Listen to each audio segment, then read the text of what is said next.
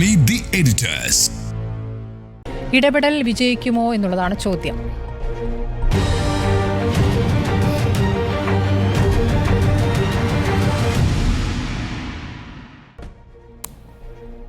Unni Balakrishnan 32% Ezhava vote നഷ്ടപ്പെട്ടു. അത് തിരിച്ചു പിടിക്കാനുള്ള നടപടികളിലേക്ക് പാർട്ടി കടക്കുന്നു. അപ്പോൾ അതിൽ SNDP യോഗം, യൂണിയനുകളിൽ യോഗം വിളിക്കുക എന്നൊക്കെയാണ് ആലോചന. അത് എത്രത്തോളം പ്രായോഗികമാണ്? അത് ഫലപ്രദമാകും? ഇതൊരു ശരിയായ നീക്കമായിട്ട് തന്നെയാണ് ഞാൻ വിലയിരുത്തുന്നത്. അതിനൊരു പ്രധാനപ്പെട്ട കാരണം എന്ന് പറയുന്നത്, ഇപ്പോൾ കേരളത്തിൽ BDJS എന്ന് പറയുന്ന ഒരു പാർട്ടി ഉണ്ടാകുന്നു. അത് 2015 ഉണ്ടാകുന്നത്. 2015 മുതൽ 2024 വരെയുള്ള 4 തെരഞ്ഞെടുപ്പുകളിൽ BDJS അങ്ങനെ വളർച്ച കാണിച്ചിട്ടുള്ള ഒരു പാർട്ടിയല്ല.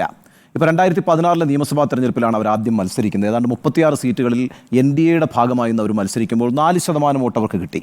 4% എന്ന് പറയുന്നത് 36 എന്ന് പറയുന്ന വലിയ ഒരു നമ്പർ ഓഫ് സീറ്റ്സിൽ മത്സരിച്ചതുകൊണ്ടാണ്. എന്നാൽ 2019 വരുമ്പോൾ അവരുടെ വോട്ട് ശതമാനം എന്ന് പറയുന്നത് 1.88 കുറയുന്നു. 4 സീറ്റിലേ മത്സരിച്ചിട്ടുള്ളൂ. 2021 വലിയ പതനമാണ് കാണുന്നത് BDJSൻ്റെ. BDJS അന്ന് 21 സീറ്റിലും കണ്ടാണ് മത്സരിച്ചിരിക്കുന്നത് കഴിഞ്ഞ നിയമസഭാ തെരഞ്ഞെടുപ്പിൽ. അന്ന് അവർക്ക് കിട്ടിയിട്ടുള്ളത് 1.06% ഒരു വോട്ടാണ്. നമുക്ക് 1% വോട്ട് മാത്രമുള്ള ഒരു പാർട്ടിയായിട്ടാണ് BDJSനെ നമ്മൾ കാണേണ്ടത്. എന്നാൽ 2024 സ്ഥിതി അങ്ങനെയല്ല, കുറച്ചുകൂടി ഇമ്പ്രൂവ് ചെയ്തിട്ടുണ്ട്. 2024 അവരുടെ വോട്ട് ശതമാനം എന്ന് പറയുന്നത് 2.56 അപ്പം ഒരു ചെറിയ വളർച്ച BDJS എന്ന് പറഞ്ഞ പാർട്ടി കാണിക്കുന്നുണ്ട് എന്ന് പറയാം. അത് വളരെ നെഗ്ലിജിബിളായ വളർച്ചയാണ്. പ്രശ്നം അതല്ല. BDJS എന്ന് പറയുന്ന ഒരു പാർട്ടി യഥാർത്ഥത്തിൽ SNDPയുടെ ഒരു പ്രോജക്റ്റ് ആയിരുന്നില്ല. അത് കേരളത്തിൽ BJP ആവിഷ്കരിച്ച് നടപ്പാക്കിയ ഒരു പ്രോജക്റ്റാണ് BDJS എന്ന് പറയുന്നത്. അപ്പോൾ നമുക്കറിയാലോ, SNDP നേരത്തെ രാഷ്ട്രീയ സംഘടന ഉണ്ടാക്കിയിട്ടുള്ള ഒരു സമുദായ സംഘടനയാണ്. SNDP മാത്രമല്ല, NSSും രാഷ്ട്രീയ സംഘടന ഉണ്ടാക്കിയിട്ടുണ്ട്. NSSൻ്റെ രാഷ്ട്രീയ പാർട്ടിയാണ് ആദ്യം ഉണ്ടാകുന്നത്, NDP. അവർക്ക് ഒരു മന്ത്രിയൊക്കെ സംസ്ഥാനത്തുണ്ടായിരുന്നു. അതുപോലെ തന്നെ SNDP തൊട്ടു പിന്നാലെ SRP എന്ന് പറഞ്ഞിട്ടുള്ള ഒരു രാഷ്ട്രീയ പാർട്ടി ഉണ്ടാക്കി. അവർക്കും മന്ത്രി ഉണ്ടായിരുന്നു സംസ്ഥാനത്ത്. എന്നാൽ 1990കളിൽ ഈ 2 പാർട്ടികളും അപ്രത്യക്ഷമാവുകയാണ് ചെയ്തത്. പിന്നീട് അവരുടെ സാമുദായിക പ്രവർത്തനങ്ങളുമായിട്ട്, സംഘടനാ പ്രവർത്തനങ്ങളുമായിട്ട് മുന്നോട്ട് പോവുകയും ഓരോ തെരഞ്ഞെടുപ്പുകളിലും മാറി മാറി പല മുന്നണികളെയും പിന്തുണയ്ക്കുകയൊക്കെയാണ് ചെയ്തുകൊണ്ടിരുന്നത്. ഇവിടെ BJP എന്ന് പറയുന്ന പാർട്ടി ഒരു പ്രത്യേക ഘട്ടത്തിൽ അതിൻ്റെ വളർച്ച സ്റ്റാഗ്നൻ്റായി മാറി. അതൊരു 11%, 12% മാത്രം വോട്ട് സ്വരൂപിക്കാവുന്ന ഒരു പാർട്ടിയായി ഇങ്ങനെ നിൽക്കുന്ന സമയത്താണ് കൂടുതൽ ഹിന്ദു വിഭാഗങ്ങളിലേക്ക് എങ്ങനെ കടന്നു കയറാം എന്നുള്ളൊരു ആലോചന സംഘപരിവാറും RSSും നടത്തുകയും അങ്ങനെ അവർ ഐഡൻറ്റിഫൈ ചെയ്യുന്ന കേരളത്തിലൊരു വിഭാഗമാണ് ഈഴവ വിഭാഗം എന്ന് പറയുന്നത്. ആ ഈഴവ വിഭാഗത്തിനകത്തേക്ക് ഒരു ഇൻറോഡ് ഉണ്ടാക്കുന്നതിൻ്റെ ഭാഗമായി അത് എളുപ്പത്തിൽ BJPക്ക് നേരിട്ട് ചെയ്യാൻ കഴിയുന്നൊരു കാര്യമല്ല. അപ്പോൾ അവർക്ക് അവിടെ ഒരു ഇൻ്റർമീഡിയറി വേണം. അതാണ് യഥാർത്ഥത്തിൽ ഈ BDJS എന്ന് പറഞ്ഞ സംഘടന. BDJS എന്ന് പറഞ്ഞ സംഘടന SNDP ഒരു രാഷ്ട്രീയ സംഘടന ഉണ്ടാക്കണ്ട എന്ന തീരുമാനം എടുത്തിട്ട് കൂടിയും പിന്നെ എന്തുകൊണ്ട് BDJS ഉണ്ടായി എന്നുള്ളതിൻ്റെ കാരണം എനിക്ക് വ്യക്തമല്ല. ആ കാലഘട്ടത്തിൽ എന്താണ് വെള്ളാപ്പള്ളി നടേശനും തുഷാർ വെള്ളാപ്പള്ളിയും അനുഭവിച്ചിരുന്ന സമ്മർദ്ദങ്ങളൊന്നും എനിക്കും അറിയില്ല. കാരണം വെച്ചാൽ സമസ്ത മുന്നേറ്റ യാത്ര എന്ന് പറഞ്ഞ് 2015 വെള്ളാപ്പള്ളി നടേശൻ SNDPയുമായി യാതൊരു ബന്ധവുമില്ല ഈ പറയുന്ന പാർട്ടിക്ക് എന്ന് പറഞ്ഞുകൊണ്ടൊരു യാത്ര നടത്തി ശംഖുമുഖത്ത് ആ പാർട്ടിയെ പ്രഖ്യാപിച്ചതിന് ശേഷം പെട്ടെന്ന് തന്നെ നടക്കുന്ന തെരഞ്ഞെടുപ്പിൽ NDAയുടെ ഭാഗമായിട്ട് അവർ മാറുകയാണ് ചെയ്തത്. 2015 ഡിസംബർ 5 BDJS പ്രഖ്യാപിക്കപ്പെടുന്നത്. 2016 ഏപ്രിൽ നടക്കുന്ന നിയമസഭാ തെരഞ്ഞെടുപ്പ് ഏതാണ്ട് 4 മാസത്തെ വ്യത്യാസത്തിൽ തന്നെ അവർ NDAയുടെ ഭാഗമായിട്ട് മാറി. നോക്കൂ, BDJSനെ വളർത്തുക എന്നുള്ളതുമല്ല BJPയുടെ ലക്ഷ്യമെന്ന് പറയുന്നത്. അതാണ് ഞാൻ ഈ നേരത്തെ പറഞ്ഞത്. BDJS വഴിയാണ് ഈ പറയുന്ന ഈഴവ വിഭാഗങ്ങളിലേക്ക് കടന്നു കയറാനുള്ള എളുപ്പം എന്ന് കണ്ടെത്തുന്ന BJP അങ്ങനെ ഒരു രാഷ്ട്രീയ സംഘടനയ്ക്ക് സമ്മർദ്ദത്തിലാക്കുകയാണ് ചെയ്യുന്നത് വെള്ളാപ്പള്ളി നടേശൻ. അങ്ങനെ BDJS ഉണ്ടാകുന്നു. ഈ BDJS എങ്ങനെയാണ് പ്രവർത്തിക്കുന്നത്? അത് ശാഖകളിലൂടെ തന്നെയാണ് പ്രവർത്തിക്കുന്നത്. SNDP യോഗത്തിൻ്റെ ഏറ്റവും പ്രധാനപ്പെട്ട യൂണിറ്റ് എന്ന് പറയുന്നത് ശാഖകളാണ്. 2000-2500 മെമ്പർമാരൊക്കെയുള്ള ശാഖകളുണ്ട് കേരളത്തിൽ SNDPക്ക്. അപ്പോൾ ഈ ശാഖകൾ എന്ന് പറയുന്നതാണ് അവരുടെ ഒരു നെറ്റ്വർക്ക്, SNDPയുടെ നെറ്റ്വർക്ക്. ആ ശാഖകളിൽ എന്താണ് കഴിഞ്ഞ കുറേ നാളുകളായി ചർച്ച ചെയ്യപ്പെട്ടുകൊണ്ടിരിക്കുന്നത്? അതാണ് പ്രധാനപ്പെട്ട വിഷയം. ആ ശാഖകളിൽ വലിയ രീതിയിൽ മുസ്ലിം വിരോധമാണ് പറഞ്ഞുകൊണ്ടിരിക്കുന്നത്. ഈ ഓരോ ശാഖായോഗങ്ങളും ചർച്ച ചെയ്തുകൊണ്ടിരിക്കുന്നത് നമ്മൾ മനസ്സിലാക്കേണ്ടത് ലവ് ജിഹാദ്, അതുപോലെ തന്നെ സംഘടിത ന്യൂനപക്ഷ മതം എന്ന നിലയ്ക്ക് മുസ്ലിങ്ങൾ വലിയ രീതിയിൽ അവരുടെ നേട്ടങ്ങൾ ഉണ്ടാക്കുന്നു, അവരുടെ അവകാശങ്ങൾ നേടിയെടുക്കുന്നു, നമുക്ക് പലതും നഷ്ടപ്പെട്ടുകൊണ്ടിരിക്കുന്നു. സംഘടിത ന്യൂനപക്ഷം എന്നുള്ള നിലയ്ക്ക് ക്രിസ്ത്യാനികൾ കൂടുതൽ നേട്ടമുണ്ടാക്കിക്കൊണ്ടിരിക്കുന്നു, നമുക്ക് പലതും നഷ്ടപ്പെട്ടുകൊണ്ടിരിക്കുന്നു. ഇതാണെന്ന് ശാഖകളിൽ ചർച്ച ചെയ്യപ്പെട്ടുകൊണ്ടിരുന്ന കുറച്ച് നാളുകളായി വളരെ കൃത്യമായൊരു പദ്ധതിയുടെ അടിസ്ഥാനത്തിൽ ചർച്ച ചെയ്യപ്പെട്ടുകൊണ്ടിരിക്കുന്നത്. എന്നാൽ ഇതിന് യാതൊരു തരത്തിലും വസ്തുതാപരമായൊരു ബന്ധവുമില്ല എന്നുള്ള യാഥാർത്ഥ്യം പുറത്തു നിൽക്കുന്നു. യഥാർത്ഥത്തിൽ കേരളത്തിൻ്റെ ഒരു ജനസംഖ്യ എടുത്ത് നോക്കുകയാണെങ്കിൽ ഹിന്ദു വിഭാഗങ്ങൾക്ക് തന്നെയാണ് സർക്കാർ സ്ഥാപനങ്ങളിലൊക്കെ എല്ലായ്പ്പോഴും കൂടുതൽ പ്രാതിനിധ്യമുണ്ടായിട്ടുള്ള പ്രത്യേകിച്ച് പിന്നാക്ക ഹിന്ദു വിഭാഗങ്ങൾക്കും OBC-ക്കും ദളിതുകൾക്കും ഒക്കെ തന്നെയാണ് മുസ്ലിങ്ങൾക്കേക്കാൾ കൂടുതൽ ആനുപാതിക പ്രാതിനിധ്യം സർക്കാർ സംവിധാനങ്ങളിലൊക്കെ ഉള്ളത് എന്നുള്ളത് വസ്തുതയായിരിക്കെ ഇത്തരത്തിലൊരു പ്രചാരണം SNDP-യുടെ ശാഖകളിലൂടെ നടത്താൻ BDJS-ലൂടെ നുഴഞ്ഞേറിക്കൊണ്ട് BJP-യുടെ ആശയങ്ങൾക്ക് കഴിഞ്ഞു എന്നുള്ളതാണ്. അഥവാ BJP എന്താണ് കേരളത്തിൽ പ്രചരിപ്പിക്കാൻ ഉദ്ദേശിക്കുന്നത്, ഏത് തരത്തിലുള്ള ഒരു പോളറൈസേഷനാണ് ഉണ്ടാക്കാൻ ശ്രമിക്കുന്നത്, ആ പോളറൈസേഷൻ്റെ ടൂളായിട്ട് BDJS വഴി ശാഖകളിലേക്ക് കടന്നു കയറുകയും ഇത്തരത്തിലുള്ള ആശയ പ്രചാരണം നടത്തുകയും ചെയ്തു. അത് കൃത്യമായ റിസൾട്ട് ഉണ്ടാക്കിയെന്നേ. ആ റിസൾട്ട് ഉണ്ടാക്കിയതിൻ്റെ ഫലമാണല്ലോ 2024 തൃശ്ശൂരിൽ BJP-ക്ക് ഒരു സീറ്റ് വിജയിക്കാൻ കഴിയുന്നത്. തൃശ്ശൂരിൽ മാത്രമല്ല, തിരുവനന്തപുരത്തൊരു നല്ല വിഭാഗം ഈഴവർ വോട്ട് നേരെ ഷിഫ്റ്റ് ചെയ്തല്ലോ BJP-യിലേക്ക്. അതേപോലെ തന്നെ പത്തനംതിട്ടയിലാണെങ്കിലും ആലപ്പുഴയിലാണെങ്കിലും കൊല്ലത്താണെങ്കിലും നല്ല രീതിയിൽ തന്നെ ഈഴവ വിഭാഗങ്ങളുടെ വോട്ട് NDA-യിലേക്ക് പോയിട്ടുണ്ട്. കോട്ടയത്തും ഇടുക്കിയിലുമൊക്കെ ഒരു ചെറുതല്ലാത്ത രീതിയിലും NDA-യിലേക്ക് ഈഴവ വോട്ടുകൾ ഷിഫ്റ്റ് ചെയ്തിട്ടുണ്ട്. വടക്കൻ കേരളത്തിൽ അത് വലിയ കാര്യമായി റിഫ്ലക്റ്റ് ചെയ്തിട്ടില്ല എങ്കിൽ കൂടിയും തെക്കൻ കേരളത്തിലും മധ്യ കേരളത്തിലും BJP-യുടെ വോട്ട് വികസിപ്പിക്കുന്നതിന് ഈഴവ വോട്ടിലുണ്ടായിട്ടുള്ള ഷിഫ്റ്റ് വളരെ പ്രധാനമാണ്. ഞാനൊരു ഉദാഹരണം പറയാം. ഞാൻ വരുന്നത് ആലപ്പുഴയിൽ നിന്നാണ്. ആലപ്പുഴയിലെ അമ്പലപ്പുഴ മണ്ഡലം എന്ന് പറയുന്നത് കേരളത്തിൽ വളരെ പ്രധാനപ്പെട്ട ഒരു സവിശേഷതയുള്ള മണ്ഡലമാണ്. എന്താണ് ആ മണ്ഡലത്തിൻ്റെ സവിശേഷത? അമ്പലപ്പുഴ, ഞാൻ അസംബ്ലി മണ്ഡലമാണ് പറയുന്നത്, അമ്പലപ്പുഴ നിയോജക മണ്ഡലത്തിൽ ഏറ്റവും കൂടുതലുള്ള ഈഴവ വിഭാഗമാണ്. ആ ഈഴവ വിഭാഗമാണ് 1-ാം സ്ഥാനത്ത് നിൽക്കുന്നത്. 2-ാം സ്ഥാനത്താണ് നായർ വിഭാഗം. 3-ാം സ്ഥാനത്ത് നിൽക്കുന്നത് ഈ പറയുന്ന പട്ടികജാതി പട്ടികവർഗ്ഗങ്ങളാണ്. 4-ാം സ്ഥാനത്ത് ക്രിസ്ത്യാനികളാണ്. 5-ാം സ്ഥാനത്താണ് മുസ്ലിങ്ങൾ. 5-ാം സ്ഥാനമാണ് ആ നിയോജക മണ്ഡലത്തിൽ മുസ്ലിങ്ങൾ. അവിടെ ആരാ ജയിച്ചിരിക്കുന്നത്? CPM-ന്റെ സ്ഥാനാർത്ഥിയായിട്ടുള്ള H സലാമാണ് ജയിച്ചിരിക്കുന്നത്. H സലാം എന്ന് പറയുന്നത് മുസ്ലിം സമുദായത്തിൽ നിന്ന് വരുന്ന ഒരാളാണ്. ഈഴവർക്ക്, നായർക്ക്, OBC വിഭാഗങ്ങൾക്ക് വലിയ സ്വാധീനമുള്ളൊരു മണ്ഡലമാണ് അമ്പലപ്പുഴ എന്നിരിക്കെ അവിടെ ജയിച്ചു വന്നിരിക്കുന്ന സ്ഥാനാർത്ഥി ഈ പറയുന്ന H സലാമാണ്. അവിടെ ആരാണ് H സലാം എന്ന് തോപ്പിച്ചത്? M ലിജു ആണ്. കോൺഗ്രസിൻ്റെ M ലിജുവിനെയാണ് തോപ്പിച്ചത്. M ലിജു ഏത് കമ്മ്യൂണിറ്റിയിൽപ്പെട്ട ആളാണ്? ഈഴവ കമ്മ്യൂണിറ്റിയിൽപ്പെട്ട ആളാണ്. അപ്പോൾ അതാണ് ആ അമ്പലപ്പുഴ മണ്ഡലത്തിൻ്റെ ഘടന. കേരളത്തിലെ ഏറ്റവും മനോഹരമായ ഒരു സെക്കുലറായ മണ്ഡലം എന്ന് തന്നെ നമുക്കതിനെ പറയാം. പക്ഷേ ഈ 2024 തെരഞ്ഞെടുപ്പിൻ്റെ സവിശേഷത എന്താണെന്നറിയോ? 2024 തെരഞ്ഞെടുപ്പിൽ അമ്പലപ്പുഴ മണ്ഡലത്തിൽ ഓഫ് കോഴ്സ് KC വേണുഗോപാൽ തന്നെയാണ് ലീഡ് ചെയ്തത്. എന്നാൽ BJP-യും LDF-ഉം 2-3 സ്ഥാനത്തായിട്ട് വന്നു. അവർ തമ്മിലുള്ള വോട്ടിൻ്റെ വ്യത്യാസം എത്രയാണെന്നറിയോ? 110 വോട്ടിൻ്റെ വ്യത്യാസമുള്ള ആ നിയോജക മണ്ഡലത്തിൽ LDF-ഉം BJP-യും തമ്മിലുള്ള വോട്ട് വ്യത്യാസം എന്ന് പറയുന്നത് കേരളം 110 മാത്രമാണ്. അതാണ് ഞാൻ പറഞ്ഞത്, ഈ ഒറ്റ മണ്ഡലം എടുത്തുകൊണ്ട് ഈ BDJS എന്ന് പറഞ്ഞ പ്രോജക്റ്റ് എന്തായിരുന്നു എന്നും ആ പ്രോജക്റ്റ് വഴി എങ്ങനെയാണ് BJP നേട്ടമുണ്ടാക്കിയിട്ടുണ്ടെന്നും നമുക്ക് പഠിക്കാൻ കഴിയും. അതിന് ഈ പറയുന്ന ശാഖായോഗങ്ങൾ വലിയ രീതിയിൽ ഉപയോഗിച്ചിട്ടുണ്ട്. അതുകൊണ്ട് ഇത്തരത്തിലുള്ള പോളറൈസേഷന് വസ്തുതാവിരുദ്ധമായ കാര്യങ്ങൾ പറഞ്ഞുകൊണ്ട് വിഭാഗീയത സൃഷ്ടിക്കുന്ന, വർഗീയത സൃഷ്ടിക്കുന്ന ആശയപ്രചാരണം നടക്കുന്ന ഈ യൂണിറ്റുകളിൽ ഇടതുപക്ഷത്തിന് സ്വാധീനമുള്ള ആളുകളുണ്ടെങ്കിൽ അവരെ കാര്യങ്ങൾ പറഞ്ഞ് ബോധ്യപ്പെടുത്താൻ ഇടതുപക്ഷത്തിന് ബാധ്യതയുണ്ടെന്നേ. നമുക്കറിയാമല്ലോ, 28% ആളുകളാണ് കേരളത്തിൽ ഈഴവ വിഭാഗത്തിലുള്ളത്. 28% എന്ന് പറഞ്ഞൊരു വളരെ വലിയ കമ്മ്യൂണിറ്റിയാണ്. അവിടെ നമുക്കിപ്പോൾ അറിയാവുന്നത് ഈ 28% ഈഴവരും യഥാർത്ഥത്തിൽ പിന്നെ NDA-ക്കോ BJP-ക്കോ ഒന്നും വോട്ട് ചെയ്തിട്ടില്ല, അല്ലെങ്കിൽ BDJS-ന് വോട്ട് ചെയ്തിട്ടില്ല. അങ്ങനെയാണെങ്കിൽ അവരുടെ വോട്ട് പെർസെൻറ്റേജ് 28% ആണല്ലോ. അവർക്ക് ഇപ്പോൾ വോട്ട് പെർസെൻറ്റേജ് എന്ന് പറയുന്നത് 2.56% ഒരു പാർട്ടി എന്നുള്ളതായിരിക്കും. പക്ഷേ ആ വിഭാഗത്തിനുള്ളിൽ നിന്നൊരു നല്ല വിഭാഗത്തെ അടർത്തി BJP-യിലേക്ക് അല്ലെങ്കിൽ BJP-യുടെ ഹിന്ദുത്വ ആശയത്തിലേക്ക് എത്തിക്കുന്നതിനകത്തൊരു റോൾ വഹിക്കാൻ ഈ ശാഖായോഗങ്ങൾക്ക് കഴിഞ്ഞിട്ടുണ്ട്. അല്ലെങ്കിൽ കഴിഞ്ഞ് കുറേ നാളുകളായി അതിനകത്ത് നടക്കുന്ന ക്ലാസ്സുകളും അതിനകത്ത് നടക്കുന്ന ചർച്ചകളും ഒക്കെ ഇത്തരത്തിലൊരു ന്യൂനപക്ഷ വിരുദ്ധ വികാരവും ഒരു ഹിന്ദുത്വ വികാരവും ഉണ്ടാക്കുന്നതിന് വഴിതെളിച്ചിട്ടുണ്ട്. സ്വാഭാവികമായിട്ടും ആ യൂണിറ്റുകളിൽ അത്തരത്തിലുള്ള പ്രവർത്തനങ്ങൾ നടക്കുന്നുണ്ടെങ്കിൽ അതൊരു വിഭാഗീയ പ്രവർത്തനമാണെന്ന് തന്നെ ഞാൻ പറയും. അതൊരു വർഗീയ പ്രവർത്തനമാണ് എന്ന് തന്നെ ഞാൻ പറയും. ആ വർഗീയ പ്രവർത്തനത്തെ, ആ വിഭാഗീയ പ്രവർത്തനത്തെ പ്രതിരോധിക്കാൻ പുരോഗമന പ്രസ്ഥാനങ്ങൾക്ക് ഉത്തരവാദിത്വം ഉണ്ടെന്നേ. ആ ഉത്തരവാദിത്വം CPM ഏറ്റെടുക്കുന്നുണ്ടെങ്കിൽ നല്ലതാണ്. ഞാൻ വിചാരിക്കുന്നില്ല ഈ പറയുന്ന BJP ഉടനെ തന്നെ SNDP-യിലെ ഈ പറയുന്ന ഇടതുപക്ഷ അനുഭാവികളെല്ലാം കൂടി കൂട്ടിച്ചേർത്തുകൊണ്ട് CPM യോഗം നടത്താനൊന്നും പോകുന്നില്ല. CPM ആ ശാഖായോഗങ്ങളിൽ പോകുന്ന CPM-ന്റെ പ്രവർത്തകരായിട്ടുള്ള ആളുകളെ ഇത്തരത്തിലുള്ള ആശയപ്രചാരങ്ങളെ പ്രതിരോധിക്കാൻ വേണ്ടി ആവശ്യപ്പെടുമെന്നുള്ളതാണ്. അങ്ങനെ ആവശ്യപ്പെട്ടിട്ട് ചർച്ച നടക്കട്ടെ, സംവാദം നടക്കട്ടെ. ആ സംവാദത്തിൻ്റെ അടിസ്ഥാനത്തിൽ വസ്തുതകൾ ആളുകളെ ബോധ്യപ്പെടുത്തട്ടെ. ആ വസ്തുതകൾ ബോധ്യപ്പെടുത്തുന്നത് വഴി ഈ ഷിഫ്റ്റിനെ പ്രതിരോധിക്കാൻ ഒരു പരിധിയോളം കഴിയും. പക്ഷേ അപ്പോഴും ഞാൻ പറയുന്നത് അതൊരു പരിധിയോളം മാത്രമേ സാധ്യമാകൂ. പ്രധാനപ്പെട്ട പ്രശ്നം ഇവിടെ സ്മൃതി ആശയപരമായ ഒരു ഷിഫ്റ്റ് നടന്നിരിക്കുന്നു എന്നുള്ളതാണ്. അത് ആ കമ്മ്യൂണിറ്റിക്കകത്ത് വന്നിരിക്കുന്ന വർഗ്ഗപരമായ വ്യത്യാസമാണ്. സ്വാഭാവികമായിട്ടും നമുക്കറിയാമല്ലോ, നമ്മളൊരു ജനാധിപത്യ സമൂഹത്തിലാണ് ജീവിക്കുന്നത്. ഇവിടെ ജനാധിപത്യ നിയമങ്ങളാണ് പ്രാവർത്തികമായിരിക്കുന്നത്. ഇപ്പോൾ തൊട്ടുകൂടായ്മയില്ല, തീണ്ടിക്കൂടായ്മയില്ല, അത്തരം പ്രശ്നങ്ങളൊന്നുമില്ല. മനുഷ്യരും ഈ പറയുന്ന ജാതിയുടെയോ മതത്തിൻ്റെയോ പേരിൽ അകറ്റി നിർത്തപ്പെടുന്നില്ല. അങ്ങനെയൊന്നും പിന്നെ എന്താ പറയുക, പഴയതുപോലെ ചാളയിലും കുടിലും താമസിക്കുന്ന അവസ്ഥയൊന്നുമില്ല. സാമ്പത്തികമായി തന്നെ അവർ ഉന്നമനം പ്രാപിച്ചിട്ടുണ്ട്, നല്ലൊരു ശതമാനം ആളുകൾ. അപ്പോൾ സാമ്പത്തികമായി ഉന്നമനം സംഭവിച്ചിട്ടുള്ള ആളുകൾക്ക് ഒരു സോഷ്യൽ ഐഡൻറ്റിറ്റിയുടെ പ്രശ്നം വരുന്നുണ്ട്. ആ സോഷ്യൽ ഐഡൻറ്റിറ്റി എന്ന് പറയുന്നത് എന്താണ്? അത് വളരെ പെട്ടെന്ന് ഈ ഹിന്ദുവായി മാറുക, അല്ലെങ്കിൽ ഒരു ഹൈന്ദവനായി വിഭാഗമായി ആണ് ഞാൻ. കാരണം സാമ്പത്തികമായിട്ടൊക്കെ മെച്ചപ്പെട്ടല്ലോ, ഇനിയിപ്പോൾ നമുക്കൊരു സോഷ്യൽ ഐഡൻറ്റിറ്റി വേണം. ആ ഐഡൻറ്റിറ്റിയിലേക്ക് ആളുകളെ മാറ്റിക്കൊണ്ടുവരാൻ സഹായിക്കുന്നില്ല. ഞാൻ ഒരു ഉദാഹരണം പറഞ്ഞത് അവസാനിപ്പിക്കാം. ഉത്തർപ്രദേശിൽ BJP വളരെ ഗംഭീരമായി പ്രവർത്തിച്ചിട്ടുള്ള ഒരു ഐഡിയ, ഇത് വിജയിപ്പിച്ചിട്ടുള്ള ഐഡിയയാണ്. എങ്ങനെയാണെന്ന് ഞാൻ പറഞ്ഞുതരാം. ഉത്തർപ്രദേശ് നമുക്കറിയാമല്ലോ, ഭയങ്കര ബ്രാഹ്മണിക്കൽ ആധിപത്യം ഉണ്ടായിരുന്ന ഒരു സംസ്ഥാനമാണ്. അവിടെ ബ്രാഹ്മണ പാർട്ടിയായിരുന്നു BJP എന്ന് പറയുന്നത്. കല്യാൺ സിംഗിനെ പോലെ പിന്നാക്ക സമുദായത്തിൽപ്പെട്ട ഒരു നേതാവിനെ ഉയർത്തിക്കൊണ്ടുവന്നുകൊണ്ട് പിന്നോക്ക വിഭാഗങ്ങളുടെ ഒരു വിശ്വാസം ആർജിക്കാൻ, പ്രത്യേകിച്ച് OBC ദളിത് വിഭാഗങ്ങളുടെ വിശ്വാസം ആർജിക്കാൻ BJPക്ക് അവിടെ കഴിഞ്ഞിട്ടുണ്ട്. അതുകൊണ്ടാണെന്നേ നോക്കൂ, BJPയുടെ ഒപ്പമാണ് BSP മത്സരിച്ചിട്ടുള്ള. അവിടെ BSPയും BJPയും തമ്മിൽ സഖ്യമുണ്ടാക്കിക്കൊണ്ട് അവിടെ സർക്കാർ ഉണ്ടാക്കി മായാവതി മുഖ്യമന്ത്രിയായിട്ടുണ്ട്. ദളിതരായ വിഭാഗങ്ങൾക്ക് എങ്ങനെയാണ് ഈ പറയുന്ന ബ്രാഹ്മണിക്കലായ ഒരു പാർട്ടിയുമായിട്ട് ഐഡന്റിഫൈ ചെയ്യാൻ പറ്റുന്നത്, യോജിക്കാൻ പറ്റുന്നത്? ഒറ്റ വരിയേ പറഞ്ഞുള്ളൂ, നമ്മളെല്ലാം ഹിന്ദുക്കളാണ്, നമ്മുടെ ദൈവം രാമനാണ്, നമ്മുടെ ദൈവം ഹനുമാനാണ്, നമ്മുടെ ദൈവം കൃഷ്ണനാണ്, നമ്മളെല്ലാവരും ഒരേ ദൈവത്തെ ആരാധിക്കുന്നവരാണ്, അതുകൊണ്ട് നമ്മളെല്ലാവരും ഒരു വംശമാണ് എന്നൊരു ആശയം ഉയർത്തിക്കൊണ്ടാണ് ഈ പറയുന്ന ഉത്തർപ്രദേശിൽ വലിയ ഇൻറോഡ് ഉണ്ടാക്കാൻ BJPക്ക് കഴിഞ്ഞത്. അതുതന്നെയാണെന്നേ കേരളത്തിൽ BDJS വഴി കടത്തിവിടുന്ന ആശയവും. നമ്മളെല്ലാവരും ഹിന്ദുക്കളാണ്, ഒരേ വംശമാണ്.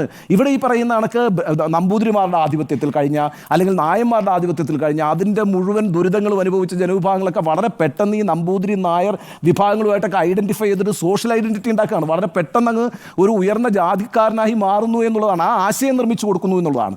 ആ ആശയത്തെ എങ്ങനെ പ്രതിരോധിക്കണം എന്നുള്ളത് CPM-നെ അലട്ടുന്ന പ്രശ്നമാണ്, ഇടതുപക്ഷ ചേരി അലട്ടുന്ന പ്രശ്നമാണ്. അത് ഇറ്റ്സ് നോട്ട് ഈസി. കാരണം വെച്ചാൽ ഈ പുഴ കടന്ന് കുറേ ആളുകൾക്ക് അങ്ങ് മറുകരയിൽ എത്തിക്കഴിഞ്ഞിരിക്കുന്നു. അവരെ ഇനി തിരിച്ചു കൊണ്ടുവരിക എന്ന് പറയുന്നത് വളരെ പ്രധാനപ്പെട്ട ഒരു പ്രശ്നമാണ്. അതിനെയും CPM ആശയതലത്തിൽ ഐഡൻറ്റിഫൈ ചെയ്യേണ്ടതുണ്ട്, അന്വേഷിക്കേണ്ടതുണ്ട്, അതിന് പ്രതിരോധം തീർക്കേണ്ടതുണ്ട്. ഒരു മാറ്റം അവിടെ കൊണ്ടുവരണമെങ്കിൽ വലിയ രീതിയിലുള്ള എഫേർട്ട് എടുക്കേണ്ടതുണ്ട്. ഏതായാലും തുടക്കം എന്ന നിലയ്ക്ക് SNDPയുടെ ഈ ശാഖാ യോഗങ്ങളിലൂടെ സഞ്ചരിച്ചുകൊണ്ട് യഥാർത്ഥ വസ്തുതകൾ അതിനുള്ളിൽ ചർച്ചയ്ക്ക് വിധേയമാക്കാൻ കഴിയുകയാണെങ്കിൽ CPM മുൻകൈ എടുക്കണം, CPI മുൻകൈ എടുക്കണം, ഇടതുപക്ഷ ചേരികളുള്ള എല്ലാവരും മുൻകൈ എടുക്കണം. അങ്ങനെ ശരിയായ ദിശയിലേക്ക് ആ വിഭാഗത്തെ നയിക്കാനുള്ള ഒരു ഇഫേർട്ട്, ഒരു മുൻകൈ എന്ന നിലയ്ക്ക് ഞാൻ ഈ നീക്കത്തെ സ്വാഗതം ചെയ്യുന്നു. ശരി, എൻ്റെ അഭിപ്രായത്തിൽ ഇടപെടൽ വിജയിക്കുമോ എന്ന് ചോദിക്കുമ്പോൾ അത്രത്തോളം പ്രായോഗികമല്ല എന്നുള്ളതാണ് എൻ്റെ അഭിപ്രായം. കാരണം ഇത് തെരഞ്ഞെടുപ്പ് പരാജയത്തിൻ്റെ ഘട്ടത്തിൽ മാത്രം നടത്തേണ്ട ഒരു കാര്യമല്ല പുരോഗമനപരമായ ഇടപെടൽ. പുരോഗമന ആശയങ്ങൾ നല്ല രീതിയിൽ മുന്നോട്ട് കൊണ്ടുപോകുക, അല്ലെങ്കിൽ എല്ലായിടത്തും പ്രചാരണത്തിൽ കൊണ്ടുവരിക എന്നുള്ളത് അത് നേരത്തെ തന്നെ CPM ചെയ്യേണ്ട കാര്യമായിരുന്നു. 2015 ഈ BDJS വരുന്ന ഘട്ടത്തിൽ CPM നടത്തിയ ഒരു ഇടപെടലിൻ്റെ ഭാഗമായിട്ടാണല്ലോ വെള്ളാപ്പള്ളിക്ക് അല്പം പിന്നാക്കം പോകേണ്ടി വന്നത്. രാഷ്ട്രീയ പാർട്ടിയല്ല, അതുമായിട്ട് SNDP യോഗത്തിന് അങ്ങനെ ബന്ധമില്ല എന്ന രൂപത്തിൽ മാറി നിൽക്കേണ്ടി വന്നു. പക്ഷേ അപ്പോഴും ആ സമത്വ മുന്നേറ്റ യാത്രയിൽ അദ്ദേഹം നടത്തിയ തീവ്ര പ്രതികരണങ്ങളൊക്കെ മുന്നിലുണ്ട്. അപ്പോൾ അത് ഈ സമുദായ സംഘടനയ്ക്കകത്ത് ഏത് രൂപത്തിൽ അത് പടർന്നു പന്തലിക്കുന്നു എന്നറിയാത്ത പാർട്ടിയല്ല. അപ്പോഴും നമ്മളെ പിന്തുണയ്ക്കുന്നവർ പിന്തുണയ്ക്കും എന്നുള്ള ചിന്തയിൽ അത് തുടർന്നു പോയതാണ് ഈ വർഷങ്ങളിൽ വലിയ രൂപത്തിൽ അത് BJPക്ക് സഹായകമായ രീതിയിലേക്ക് മാറിയത്. ഇനിയിപ്പോൾ ഈ പുരോഗമന ആശയങ്ങൾ എന്ന് പറയുമ്പോഴും ഈ തിരഞ്ഞെടുപ്പ് പരാജയത്തെ വിലയിരുത്തുമ്പോൾ അത് ഈ ഈഴവ വോട്ടുകൾ പോയതുകൊണ്ട് മാത്രം പരാജയപ്പെട്ടു എന്നൊരു ചെറിയ വട്ടത്തിലേക്ക് പാർട്ടി എത്തുന്നുണ്ടോ എന്ന് എനിക്ക് സംശയമുണ്ട്. പാർട്ടി വിലയിരുത്തലിലേക്ക് പോകുമ്പോൾ നമുക്ക് നഷ്ടപ്പെട്ട ഈഴവ വോട്ട് തിരിച്ചു പിടിച്ചു കഴിഞ്ഞാൽ അത് ആ മൂന്നാം ഊഴത്തിനും സാധ്യതയുണ്ട് എന്ന രൂപത്തിലേക്കാണോ പാർട്ടിയുടെ വിലയിരുത്തലെന്ന് സംശയമുണ്ട്. അങ്ങനെ പോവുകയാണെങ്കിൽ അതൊരു വലിയ അബദ്ധമാകും. നന്നായി ഭരിച്ചിട്ടില്ല എന്നുള്ളതാണ് പരാജയത്തിനൊരു പ്രധാനപ്പെട്ട കാരണം. ഭരണവിരുദ്ധ വികാരം, അതെന്തൊക്കെ കാര്യങ്ങളിലുണ്ടായി, ജനങ്ങളുമായി ബന്ധപ്പെട്ട വിഷയങ്ങൾ, ജനങ്ങൾക്ക് കിട്ടാത്ത കാര്യങ്ങൾ, പെൻഷൻ അടക്കമുള്ള കാര്യങ്ങൾ, സപ്ലൈകോ അടക്കമുള്ള കാര്യങ്ങൾ, ഒരുപാട് വിഷയങ്ങൾ ഉണ്ടല്ലോ. ഇതൊക്കെ തന്നെയാണ് പ്രധാന ഘടകമായി വന്നിട്ടുള്ളത്. അപ്പോൾ വോട്ട് ചെയ്യാതിരുന്ന ഈഴവ വിഭാഗത്തിലെ ഒരു വലിയ വിഭാഗം അതുകൊണ്ട് വോട്ട് ചെയ്യാതിരുന്നു എന്ന ഒരു തിരിച്ചറിവിലേക്ക് പാർട്ടി എത്തേണ്ടതുണ്ട്. ഇത് എല്ലാവരും തന്നെ BJP ഇടപെടൽ കൊണ്ട്, അല്ലെങ്കിൽ BJP സ്വാധീനം, അവിടെ മുസ്ലിങ്ങൾക്ക് കൂടുതൽ കൊടുക്കുന്നു, മുസ്ലിം പ്രീണനം നടത്തുന്നു എന്നുള്ള ആവർത്തിച്ചുള്ള പറച്ചിൽ, അതിൽ വീണിരിക്കുകയാണ് മുഴുവൻ ഈഴവ വിഭാഗം എന്നുള്ള അഭിപ്രായം എനിക്കില്ല. അതുകൊണ്ട് തന്നെ ആ രൂപത്തിൽ ഈ യോഗത്തിനകത്തേക്ക് കയറി ചെന്നുകൊണ്ടൊരു യോഗം നടത്തിക്കൊണ്ട് ഒരു വലിയ മാറ്റത്തിലേക്ക്, അല്ലെങ്കിൽ അങ്ങോട്ട് പോയവരെ തിരിച്ചു കൊണ്ടുവരാനുള്ള വലിയ ഇടപെടൽ നടത്താൻ കഴിയുമെന്നുള്ളത് എത്രത്തോളം പ്രായോഗികമാണെന്നറിയില്ല. ഇന്ന് തന്നെ വെള്ളാപ്പള്ളിയുടെ പ്രതികരണത്തിൽ കണ്ടല്ലോ, അങ്ങനെയുള്ള ശ്രമത്തിലേക്ക് പോവുകയാണെങ്കിൽ വലിയ തിരിച്ചടി ഉണ്ടാകുമെന്നുള്ള വെല്ലുവിളി രീതിയിലുള്ള പ്രതികരണമാണ് നടത്തുന്നത്. അപ്പോൾ ആ രൂപത്തിൽ ഞങ്ങൾക്ക് എപ്പോഴും അവഗണനയാണെന്ന് ആവർത്തിച്ച് പറയുമ്പോൾ അത് വിശ്വസിക്കുന്ന രൂപത്തിലേക്ക് ആ വിഭാഗം എത്തുന്നുണ്ട്. മുഴുവൻ അങ്ങോട്ട് പോകുന്നു, ഇപ്പുറത്തേക്ക് പോകുന്നു. ഇവിടെ ഗാന്ധി പാർട്ടിയാണെങ്കിലും കമ്മ്യൂണിസ്റ്റ് പാർട്ടിയാണെങ്കിലും മുഴുവൻ മറ്റു വിഭാഗങ്ങൾക്കാണ് കൊടുക്കുന്നത്. ഇവിടെ പേരിൻ്റെ ഒരു മുഖ്യമന്ത്രിയുണ്ട്.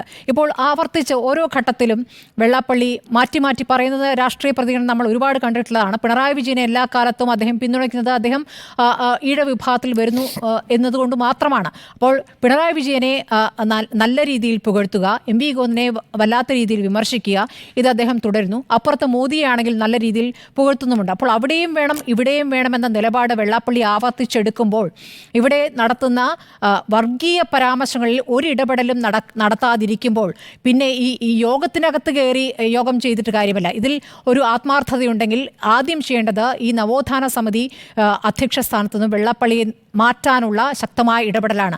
അങ്ങനെ ഒരു തീരുമാനത്തിലേക്ക് പാർട്ടിക്ക് പോകാൻ പറ്റാത്തതുകൊണ്ടാണ്. ഇനി പാർട്ടിക്ക് അകത്ത് തന്നെ ഇത് ബോധ്യപ്പെടുത്താൻ എത്രത്തോളം കഴിയുന്നുണ്ട്? എം വി ഗോവിന്ദൻ വാർത്താ സമ്മേളനത്തിൽ പലപ്പോഴായി പറഞ്ഞിട്ടുള്ള കാര്യങ്ങൾ ശരിയാണ്. വെള്ളാപ്പള്ളി നടേശൻ സംഘപരിവാറിലേക്ക് അടുപ്പിക്കുകയാണ് SNDP യോഗത്തെ എന്നുള്ളത് ശരിയായ കാര്യമാണ്. പക്ഷേ അതിനുശേഷം നടത്തേണ്ട കാര്യങ്ങൾ എത്രത്തോളം നടത്തുന്നുണ്ട്, പാർട്ടിക്ക് എത്രത്തോളം, പാർട്ടിക്കകത്ത് എത്രത്തോളം ബോധ്യപ്പെടുത്തുന്നുണ്ട്? ഇതേ കാര്യങ്ങൾ തന്നെ ആലപ്പുഴയിലെ ജില്ലാ സെക്രട്ടേറിയറ്റ് യോഗത്തിൽ എം വി ഗോവിന്ദൻ ഉന്നയിക്കുമ്പോൾ അതിനെ പ്രധാനപ്പെട്ട നേതാക്കളൊക്കെ എതിർക്കുകയാണ്. ഇപ്പോൾ അവിടെ ജി സുധാകരൻ അതൊക്കെ പരസ്യമായി തന്നെ പറഞ്ഞിരിക്കുന്നു. പാർട്ടി ഏറ്റവും പിന്തുണച്ചിട്ടുള്ള നേതാവാണ് വെള്ളാപ്പള്ളി എന്നുള്ളതാണ് പറയുന്നത്.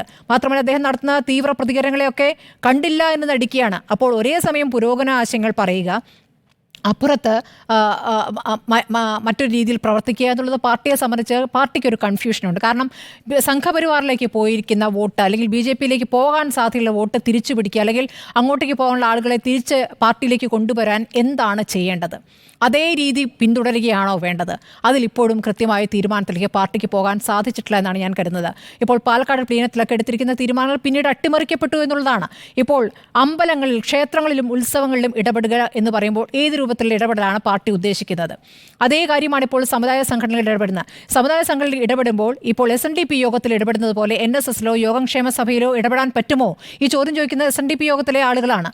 അപ്പോൾ ഞങ്ങൾക്കിടയിലേക്ക് മാത്രം വരുന്നു, ഞങ്ങളെ മാത്രം ടാർഗറ്റ് ചെയ്യുന്നു, ഇതാണ് അവരുടെ വാദം. ആ വാദം വിജയിപ്പിക്കാൻ വെള്ളാപ്പള്ളിക്ക് നന്നായി കഴിഞ്ഞിട്ടുണ്ട്. അപ്പോഴും ഈ പാർട്ടി യോഗത്തിൽ തന്നെ ഉയർന്ന ഒരു വിമർശനം, ഇപ്പോൾ വെള്ളാപ്പള്ളിയുടെ സ്വാധീനത്താൽ നമുക്കിവിടെ വലിയ വോട്ട് പോയി എന്ന് പറയുമ്പോൾ ശരി, ആലപ്പുഴയിൽ സമ്മതിക്കാം, അങ്ങനെയെങ്കിൽ മലബാറിലെ വോട്ട് പോയത് അങ്ങനെയാണോ എന്നുള്ള ചോദ്യം തിരിച്ച് അവിടെ പാർട്ടി നേതാക്കൾ തന്നെ ചോദിക്കുകയാണ്. അപ്പോൾ അതിലൊരു കൃത്യമായ ഒരു ഐക്യപ്പെടൽ അല്ലെങ്കിൽ ഒരുമിച്ചുള്ള ഒരു തീരുമാനം പാർട്ടിക്കകത്ത് തന്നെ ഉണ്ടായിട്ടില്ല. പക്ഷേ തീരുമാനമായി വരുന്നത് ഇങ്ങനെ ഇടപെടണമെന്നുള്ളതാണ്. ആ ഇടപെടൽ വരണമെങ്കിൽ ആദ്യമായി വെള്ളാപ്പള്ളി എടുത്തിരിക്കുന്ന വർഗീയ നിലപാടുകളിൽ ഒരു ശക്തമായ നടപടി ഉണ്ടാവുകയാണ് സർക്കാരിൻ്റെ ഭാഗത്തുനിന്നും പാർട്ടിയുടെ ഭാഗത്തുനിന്നും. ഇപ്പോൾ ഈ SNDP യോഗത്തിൽ തന്നെ പലപ്പോഴും അവിടെ അഡ്മിനിസ്ട്രേറ്റീവ് ഭരണമാണ് മിക്ക ശാഖകളിൽ നടക്കുന്നത്. 6 മാസം കഴിഞ്ഞാൽ പുതിയ സമിതി വരണം, അതൊന്നും നടന്നിട്ടേയില്ല. അപ്പോൾ അതൊന്നും കാണാത്തതാണോ? പാർട്ടി എത്രയോ കാലമായി കാണുന്ന കാര്യമാണല്ലോ, സർക്കാരിന് അറിയുന്ന കാര്യമാണല്ലോ. അതിനെന്ത് നടപടി സ്വീകരിക്കുന്നു? മൈക്രോ ഫിനാൻസ് കേസിൽ ഏത് ഘട്ടത്തിലാണ് പിന്നാക്കം പോയിട്ടുള്ളത്? അത് എന്തുകൊണ്ടാണ് അതിന്മേൽ അടയിരിക്കുന്നത്? അപ്പോൾ ഇതിനൊക്കെ ഒരു പ്രത്യേക കാരണമുണ്ട്. വെള്ളാപ്പള്ളി അങ്ങനെയൊന്നും സ്പർശിക്കാൻ കഴിയില്ല എന്നൊരു ബോധ്യം ഒരു വശത്ത്, മറുവശത്ത് ഇത് പറഞ്ഞേ തീരൂ എന്നുള്ളൊരു സാഹചര്യം. അപ്പോൾ എന്ത് ചെയ്യണം എന്നുള്ള കാര്യത്തിൽ ഒരു വ്യക്തതയില്ല എന്ന് വേണം മനസ്സിലാക്കണം. ഈ മൈക്രോ ഫിനാൻസിൻ്റെ കാര്യത്തിൽ പറയുമ്പോൾ ഇപ്പോൾ എനിക്ക് തോന്നുന്നു വെള്ളാപ്പള്ളി നടേശനെ ഏറ്റവും അധികം സ്വാധീനിച്ചിരിക്കുന്ന സമുദായത്തിലെ സ്ത്രീകളെയാണെന്ന് തോന്നുന്നു. മൈക്രോ ഫിനാൻസിലൊക്കെ അത്രത്തോളം സ്ത്രീകളെ ശക്തരാക്കുന്ന ഒരു സംവിധാനമാണല്ലോ. സ്ത്രീ ശാക്തീകരണം, സ്ത്രീകളുടെ കൂട്ടായ്മയാണ്.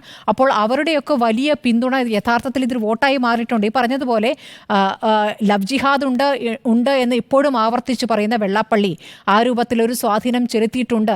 അതിൽ നിന്ന് അത് ഇപ്പോൾ ഈ തെരഞ്ഞെടുപ്പിൽ ബോധ്യമാകേണ്ട കാര്യമായിരുന്നില്ല, കുറേ കാലമായി നടക്കുന്ന കാര്യമാണ്.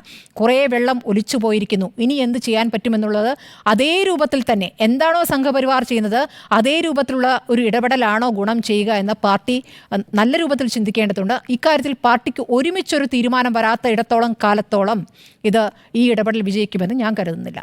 സുജയ, ഇടപെടൽ വിജയിക്കാൻ വേണ്ടിയുള്ള ഒരു ഇടപെടലാണ് എന്ന് ഞാനും കരുതുന്നില്ല. SNDP പിടിച്ചെടുക്കാനൊന്നും CPIM-നെ കൊണ്ട് എന്തായാലും കഴിയില്ല. അതിനുവേണ്ടി വഞ്ചി ഇറക്കുകയാണെങ്കിൽ ആ വഞ്ചി അധിക ദൂരം മുന്നോട്ടേക്ക് പോകില്ല, അതിനു മുൻപേ അത് മറിയും. കാരണം അത്രയും ശക്തമായ ഒരു സംവിധാനമുള്ള ഒരു ചിട്ടയായ പ്രവർത്തന ശൈലിയുള്ള ഒന്നാണ് SNDP യോഗം എന്ന് പറയുന്നത്. ഇതിൽ പാർട്ടി ഭാരവാഹികൾ തന്നെ ശാഖാ ഭാരവാഹികളാണ്. നേരത്തെയുള്ള തീരുമാനമൊന്നും അങ്ങനെ CPIM-ന്റെ ഔദ്യോഗിക ഭാരവാഹികൾ, ഔദ്യോഗികമായി ലോക്കൽ സെക്രട്ടറി മുതൽ മുകളിലേക്കുള്ള ആളുകളൊക്കെ മറ്റ് സമുദായ സംഘടനകളിലേക്ക് പോകുന്നതിനൊക്കെ ആദ്യഘട്ടങ്ങളിലൊന്നും കഴിയില്ല. രീതിയിലായിരുന്നു. എന്തായാലും BDJS വന്നതോടുകൂടി ആ രീതിയിൽ തന്നെ ഇപ്പോൾ തുടരുന്നതാണ് നമ്മൾ കാണുന്നത്. ഇവിടെ ഇപ്പോൾ ഞാൻ മനസ്സിലാക്കുന്നത് CPIM ശ്രമിക്കുന്നത് വെള്ളാപ്പള്ളിക്ക് മേൽ SNDPയുടെ നേതൃത്വത്തിന് മേൽ സമ്മർദ്ദം ചെലുത്താനായിട്ടുള്ള ഒരു ശ്രമമാണ്. നേരത്തെ ഉണ്ണിസാർ സൂചിപ്പിച്ചതുപോലെ പഴയ BDJS രൂപീകരിച്ച വേളയിൽ കാണിച്ച സമ്മർദ്ദം അത് വെള്ളാപ്പള്ളിയെ കൊണ്ട് തള്ളിപ്പറയിക്കുന്നതിലേക്കൊക്കെ എത്തിക്കാൻ കഴിഞ്ഞെങ്കിലും ഇത്തവണ അങ്ങനെയുള്ള ഒരു സാഹചര്യമല്ല ഉണ്ടായിരിക്കുന്നത്. വെള്ളാപ്പള്ളി നടേശനും തിരിച്ചറിയുന്നുണ്ട്. കാരണം അദ്ദേഹത്തിൻ്റെ മകനോ ഭാര്യയോ BJPക്കൊപ്പമോ RSSനൊപ്പമോ സഹകരിക്കുന്നു എന്നത് മാത്രമല്ലല്ലോ ഇവിടുത്തെ വിഷയം. ശാഖാംഗങ്ങളായ സമുദായ അംഗങ്ങളായ ആളുകൾ തങ്ങൾക്ക് എന്തിനോടാണ് താല്പര്യം, എവിടേക്കാണ് തങ്ങൾ നിൽക്കുന്നത് എന്നത് അവരെടുത്ത തീരുമാനമാണ്. ആ എടുത്ത തീരുമാനം അവരെ കൊണ്ട് മാറ്റിക്കാൻ ഇങ്ങനെ ഒരു യോഗം വിളിച്ചത് കൊണ്ട് കഴിയും എന്ന് ഞാൻ കരുതുന്നില്ല. നോക്കൂ, ഒരു യൂണിയനിൽ 25ഓളം ശാഖകളുള്ള യൂണിയനുകൾ, അങ്ങനെയുള്ള യൂണിയനുകളുടെ എണ്ണം തന്നെ നമ്മൾ എടുത്തു നോക്കണം. ഈ 140 നിയമസഭാ നിയോജക മണ്ഡലങ്ങളുള്ള കേരളത്തിൽ 144 യൂണിയനുകളുണ്ട് SNDPക്ക്. അപ്പോൾ അത്രയും യൂണിയനുകളിലെ ഈ ഭാരവാഹികളെ, പാർട്ടി ഭാരവാഹികൾ ഉണ്ടെങ്കിൽ അവരെ എല്ലാവരെയും വിളിച്ചു വരുത്തി അവർ വഴി ഓപ്പറേറ്റ് ചെയ്ത് ഈ 144 യൂണിയനുകളിലും നമുക്കങ്ങ് നമ്മുടെ ഒരു സാന്നിധ്യം, നമ്മുടെ ശക്തി അങ്ങ് ശക്തമാക്കാം എന്ന് MV ഗോവിന്ദനോ പിണറായി വിജയനോ വിചാരിച്ചാൽ നടക്കാൻ പോകുന്നില്ല എന്നുള്ളത് അത് നമുക്ക് ആ ഒറ്റ ചിന്തയിൽ തന്നെ മനസ്സിലാക്കാവുന്ന കാര്യമാണ്. പിന്നെ ആകെ അവർക്ക് ചെയ്യാൻ പറ്റുന്നത് SNDP നേതൃത്വവുമായി വെള്ളാപ്പള്ളി നടേശനുമായി ഒക്കെ കലഹിച്ച് നിൽക്കുന്ന, കാലാകാലങ്ങളായി കലഹിച്ച് നിൽക്കുന്നവരുണ്ട്, വിഘടിച്ച് നിൽക്കുന്നവരുണ്ട്, യോഗത്തിൻ്റെ ഭാഗമല്ലാതെ മറ്റു വേദികൾ രൂപീകരിച്ച് മാറി നിൽക്കുന്ന ആളുകളുണ്ട്. അവരൊക്കെ ഇപ്പോൾ തന്നെ ഇടതുപക്ഷത്തിനൊപ്പം സഹകരിക്കുന്നവരാണ് മിക്കവാറും ആളുകളും. അവരൊക്കെ അതേ രീതിയിൽ തുടരും. പക്ഷേ അവരിൽ പലരും BJPയോട് അടുക്കുന്നുണ്ട് എന്നതുകൂടി ഇപ്പുറത്തെ വെള്ളം തേവാൻ പോകുമ്പോഴേക്കും മറുഭാഗത്തു കൂടി വെള്ളം അങ്ങോട്ട് കുത്തിയലിച്ച് കയറുന്നത് കൂടി കാണാതെ പോകരുത്. ബണ്ടിൻ്റെ രണ്ട് ഭാഗവും പൊട്ടി നിൽക്കുകയാണ് CPIM ഇപ്പോൾ. ഒഴുകിപ്പോയ SNDPയെ കറക്റ്റായിട്ട് തേവി അകത്തേക്ക് കയറ്റാൻ നോക്കുമ്പോഴേക്കും ഇപ്പുറത്തെ ബണ്ടിലെ ഒലിച്ച് മറുഭാഗത്തു കൂടി വിഘടിച്ച് നിൽക്കുന്ന ആളുകളിൽ പലരും BJPയുമായും RSSുമായും ഒക്കെ ചേർന്ന് നിൽക്കുന്ന ആളുകൾ തന്നെയാണ്. SNDP മാത്രമല്ല, മറ്റ് സമുദായ സംഘടനകളിലായാലും എല്ലാം ആളുകൾക്ക് തിരിച്ചറിവ് വന്നു തുടങ്ങി. പഴയതുപോലെ ഈ പാർട്ടിയുടെ ഒരു ധാർഷ്ട്യം കാണിച്ചൊന്നും എല്ലാവരെയും അടക്കി നിർത്താനോ അല്ലെങ്കിൽ അങ്ങനെ അനുസരിപ്പിച്ച് നിർത്താനോ അവർ പറയുന്നതെല്ലാം ശരിയാണ് എന്നങ്ങ് കേട്ടു നിൽക്കാനോ കഴിയുന്ന ആളുകളല്ല. ആളുകൾ സ്വയം നിർണയ അധികാരമുള്ളവരാണ്. അവർ സ്വയം തീരുമാനങ്ങൾ എടുത്തുകൊണ്ടിരിക്കുകയാണ്. നോക്കൂ, SNDPയിൽ തന്നെ ആയാലും ഈ മൈക്രോ ഫിനാൻസ്, ചിട്ടിത്തട്ടിപ്പ്, അങ്ങനെ പല പല വിഷയങ്ങൾ അതിനുള്ളിൽ തന്നെ, സംഘടനയ്ക്കുള്ളിൽ തന്നെ പരിഹരിക്കാത്ത പ്രശ്നങ്ങളായി കിടക്കുന്നുണ്ട്. ആളുകൾ തമ്മിൽ അതിന്മേലുള്ള പ്രശ്നങ്ങളുമുണ്ട്. അപ്പോൾ ഈ അടൂർ യൂണിയനിലൊക്കെ ഇടതുപക്ഷത്തിന് ഈ ഭാരവാഹികളെയൊക്കെ വെച്ച് എന്തെങ്കിലുമൊക്കെ ഓപ്പറേറ്റ് ചെയ്യാൻ പറ്റുമായിരിക്കും. മറ്റ് സ്ഥലങ്ങളിലൊക്കെ താരതമ്യേന ബുദ്ധിമുട്ടാണ്. പിന്നെ BDJS രൂപീകരിച്ചപ്പോൾ നടത്തിയ ഒരു ക്യാമ്പയിൻ ഉണ്ടല്ലോ, CPIM നടത്തിയിട്ടുള്ള ഒരു വലിയൊരു ക്യാമ്പയിൻ ആയിരുന്നു. ആ ക്യാമ്പയിനിൽ നേതൃത്വത്തെ ഭയപ്പെടുത്താൻ പറ്റി, നേതൃത്വത്തെ ഒപ്പം നിർത്താൻ പറ്റി. പക്ഷേ അന്ന് മുതൽ തന്നെ ഈ ആളുകളുടെ ഒഴുക്ക് 2015 രൂപീകരിക്കുന്നു, 16 NDAയുടെ ഭാഗമാകുന്നു. ആ NDAയുടെ ഭാഗമാകുന്ന തീരുമാനങ്ങളൊക്കെ അതൊന്നും പെട്ടെന്ന് സംഭവിച്ചതൊന്നുമല്ല. ഏകദേശം ഒരു 15 മാസത്തോളമായി അതിൻ്റെ ഒരു ബാക്ക്ലോഗ് ഉണ്ട്. അതെല്ലാം കൃത്യമായി അങ്ങനെ വന്നാണ് ആ സംഘടന ഇപ്പുറത്തേക്ക് വരുന്നതുമല്ല.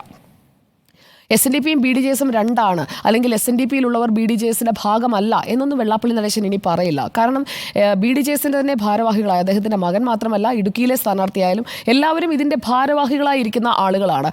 SNDPയുടെ തന്നെ ഭാഗമായ യൂണിയനുകളിലെ ആളുകളാണ് ഈ പ്രചാരണത്തിനും എല്ലാം പോകുന്നത്. ഇടുക്കിയിലൊക്കെ പ്രചാരണത്തിന് RSSകാരും SNDPക്കാരും എല്ലാം ഒന്നിച്ചാണ് പോയത്. സംഗീതയുടെ പ്രചാരണത്തിന് ഒരു ഉദാഹരണമായി എടുത്താൽ തുഷാറിൻ്റെ നമുക്ക് മാറ്റി നിർത്താം, കാരണം വെള്ളാപ്പള്ളി നടേശൻ്റെ മകനാണ്. പക്ഷേ സംഗീത അങ്ങനെയല്ലല്ലോ. സംഗീതയുടെ പ്രചാരണത്തിന് RSSകാരും SNDPക്കാരും എല്ലാം ഒന്നിച്ച് തന്നെയാണ് പോയത്. അതായത് SNDP യൂണിയനിലുള്ള RSSകാരും പുറത്തുള്ള ആളുകളും എല്ലാവരും ചേർന്ന് തന്നെയാണ് ഈ പ്രചാരണത്തിനൊക്കെ പോയിരിക്കുന്നത് എന്നുള്ളത് ഒരു വസ്തുതയാണ്. അപ്പോൾ അതിൽ നിന്ന് നമ്മൾ മനസ്സിലാക്കേണ്ട കാര്യം, ഉണ്ണിസാർ പറഞ്ഞതുപോലെ അവിടെ വർഗീയതയൊന്നുമല്ല. ഈഴവർ തങ്ങളുടെ സ്വത്വം എന്താണ്, തങ്ങൾ എവിടെയാണ്, വേർ വി വിൽ ബിലോങ്, അതവർ തിരിച്ചറിഞ്ഞുകൊണ്ട് അതിലേക്കുള്ള ഒരു ഐക്യപ്പെടൽ അവിടെ സംഭവിക്കുന്നുണ്ട് എന്നത് കാണാതിരുന്നുകൂടാ. അവിടെ വർഗീയതയാണ് അല്ലെങ്കിൽ വർഗീയ പാർട്ടിയാണ്, അതൊന്നും ആ നറേറ്റീവ് ഒന്നും ഇനി ഏക്കില്ല ഉണ്ണിസാർ. ഇനി ആവർത്തിച്ച് പറഞ്ഞുകൊണ്ടിരുന്നാലും ഇടതുപക്ഷം ആ നറേറ്റീവ് മാറ്റിപ്പിടിക്കണം. ഇടതുപക്ഷത്തിന് അതേ നറേറ്റീവാണ് അങ്ങ് ഇപ്പോൾ അതായിരിക്കും, അങ്ങനെ സംഭവിക്കും, അങ്ങനെ പറഞ്ഞതുകൊണ്ട് കാര്യമില്ല. ആ ഭയമും BJP എന്ന് പറഞ്ഞു കഴിഞ്ഞാൽ തൊട്ടുകൂടായ്മയാണ്, ആ കാലമൊക്കെ കഴിഞ്ഞു. ഇനിയിപ്പോഴുള്ള ഫ്രഷ് നറേറ്റീവ് എന്ന് പറയുന്നത് ആരാണ് ഞങ്ങൾക്ക് ഉള്ള സഹായങ്ങൾ ചെയ്തു തരുന്നത്, അല്ലെങ്കിൽ ആരാണ് ഞങ്ങളെയും ചേർത്ത് പിടിക്കുന്നത്, ആരാണ് ഞങ്ങളെ കൂടെ നിർത്തുന്നത്. കേവലം വോട്ട് ബാങ്കായി മാത്രം കാണുന്ന CPIM വേണോ, ഐക്യപ്പെട്ടുകൊണ്ട് ഒന്നിച്ച് നിൽക്കുന്ന ഒരു സംവിധാനം വേണോ? അതിലേക്കാണ് അവർ പോയിക്കൊണ്ടിരിക്കുന്നത്. അത് ഒറ്റയടിക്ക് തെരഞ്ഞെടുപ്പിന് വേണ്ടി മാത്രം സംഭവിച്ച, വോട്ടിന് വേണ്ടി മാത്രം സംഭവിച്ച ഒരു ഒരു ഷിഫ്റ്റ് അല്ല. അതായത് സമസ്തയെ കൂടെ കൂട്ടാൻ വേണ്ടി ഇടതുപക്ഷം മലബാറിൽ കളിച്ച കളി പോലെയല്ല. കൃത്യമായി ആളുകൾ ആശയത്തിന്റെ അടിസ്ഥാനത്തിൽ ഒത്തുകൂടുകയാണ്. അതാണ് ഞാൻ ഇടുക്കിയിലെ പ്രചാരണത്തിന്റെ കാര്യം പറഞ്ഞത്. അന്വേഷിച്ചാൽ മനസ്സിലാകും. ആ രീതിയിലുള്ള ആശയപരമായ ഒരു ഷിഫ്റ്റ് അവിടെ സംഭവിച്ചു കഴിഞ്ഞിട്ടുണ്ട്. അതായത് അവർ പേഴ്സണൽ ചോയ്സ് എടുത്തിരിക്കുന്നു, ഹൈന്ദവ സ്വത്വത്തിലേക്ക് കൂടുതൽ ഐക്യപ്പെടുകയാണ്. അതുകൊണ്ടാണ് MV ഗോവിന്ദൻ പറയുന്നത് സ്വത്ത് രാഷ്ട്രീയത്തിന്റെ ഒരു സ്വാധീനം വലുതായി കടന്നു വന്നിരിക്കുന്നു എന്നൊക്കെ പറയുന്നത് അതുകൊണ്ടാണ്. ബംഗാളിൽ സംഭവിച്ചതും സമാനമായാണ്. ത്രിപുരയിൽ ഈ ഗോത്ര വിഭാഗങ്ങളെല്ലാം എങ്ങനെയാണ് ഒറ്റയടിക്ക് അപ്പുറത്തേക്ക് മാറിയത്? അത് ഒരു ദിവസം കൊണ്ടൊന്നും സംഭവിക്കുന്നതല്ല. അപ്പോൾ അങ്ങനെയുള്ള ഒരു ഷിഫ്റ്റ് സംഭവിച്ചുകൊണ്ടിരിക്കുന്നു എന്നത് വ്യക്തമാണ്. ഇനി CPIMന്റെ സംസ്ഥാന സമിതി യോഗത്തിനകത്ത് ചർച്ചയായ പ്രധാനപ്പെട്ട കാര്യം യോഗത്തിന്റെ നേതൃത്വത്തെ RSS ആധിപത്യത്തിൽ നിന്ന് മോചിപ്പിക്കുക. ആ ഒരു വിശകലനം തന്നെ തെറ്റാണ്. നേതൃത്വമല്ല, താഴെയുള്ള ആളുകളാണ് RSSനോട് ചേർന്ന് നിൽക്കുന്നത്. വെള്ളാപ്പള്ളി നടേശനെയും ഒപ്പമുള്ള സംസ്ഥാന നേതൃത്വത്തെയും തിരുത്തുന്നതിന് അല്ലെങ്കിൽ അവരെ മോചിപ്പിക്കുന്നതിനായിട്ടുള്ള ഇടപെടലുകളുമായി കൊടിയും പിടിച്ച് അവിടെ നിൽക്കുമ്പോൾ മറുഭാഗത്ത് നിന്ന് മാർച്ച് ചെയ്ത ആളുകൾ പൊയ്ക്കൊണ്ടേയിരിക്കും. അപ്പോൾ എവിടെയാണ് ഇടപെടേണ്ടതെന്ന് മനസ്സിലാകാതെ ഈ പടപ്പിൽ തള്ളുകയാണ്. അതുകൊണ്ട് കാര്യമില്ല എന്നുള്ളതാണ് എനിക്ക് പറയാനുള്ളത്. ഇനി ശാഖകളിൽ പ്രവർത്തിക്കുന്ന പാർട്ടി നേതാക്കൾ എല്ലാവരും കൂടി ചേർന്ന് കഴിഞ്ഞാൽ ആ ശാഖകളിലുള്ള ആളുകൾ മുഴുവൻ ഈ പാർട്ടിയിൽ പ്രവർത്തിക്കുന്ന ആളുകൾ പറയുന്നിടത്ത് നിൽക്കുമെന്ന് തോന്നുന്നുണ്ടോ? എനിക്ക് തോന്നുന്നില്ല അങ്ങനെ നിൽക്കുമെന്ന്. കാരണം എല്ലാ പാർട്ടിയിലും പെട്ടവർ SNDPയുടെ ശാഖകളുടെ ഭാഗമാണ്, യൂണിയന്റെ ഭാഗമാണ്. ഇപ്പോൾ കോൺഗ്രസിന് വോട്ട് ചെയ്തുകൊണ്ടിരിക്കുന്ന KC വേണുഗോപാലൻ ആലപ്പുഴയിൽ വോട്ട് ചെയ്യാനായിട്ട് തീരുമാനിച്ചിരിക്കുന്ന ഒരു ശാഖയുടെ ഭാരവാഹി ഇപ്പുറത്ത് CPIMന്റെ ഭാരവാഹിയും അതേ ശാഖയുടെ കമ്മിറ്റിയിൽ തന്നെ ഉണ്ടെന്ന് വെച്ചോളൂ, അല്ലെങ്കിൽ യൂണിയന്റെ ഭാഗമാണ്.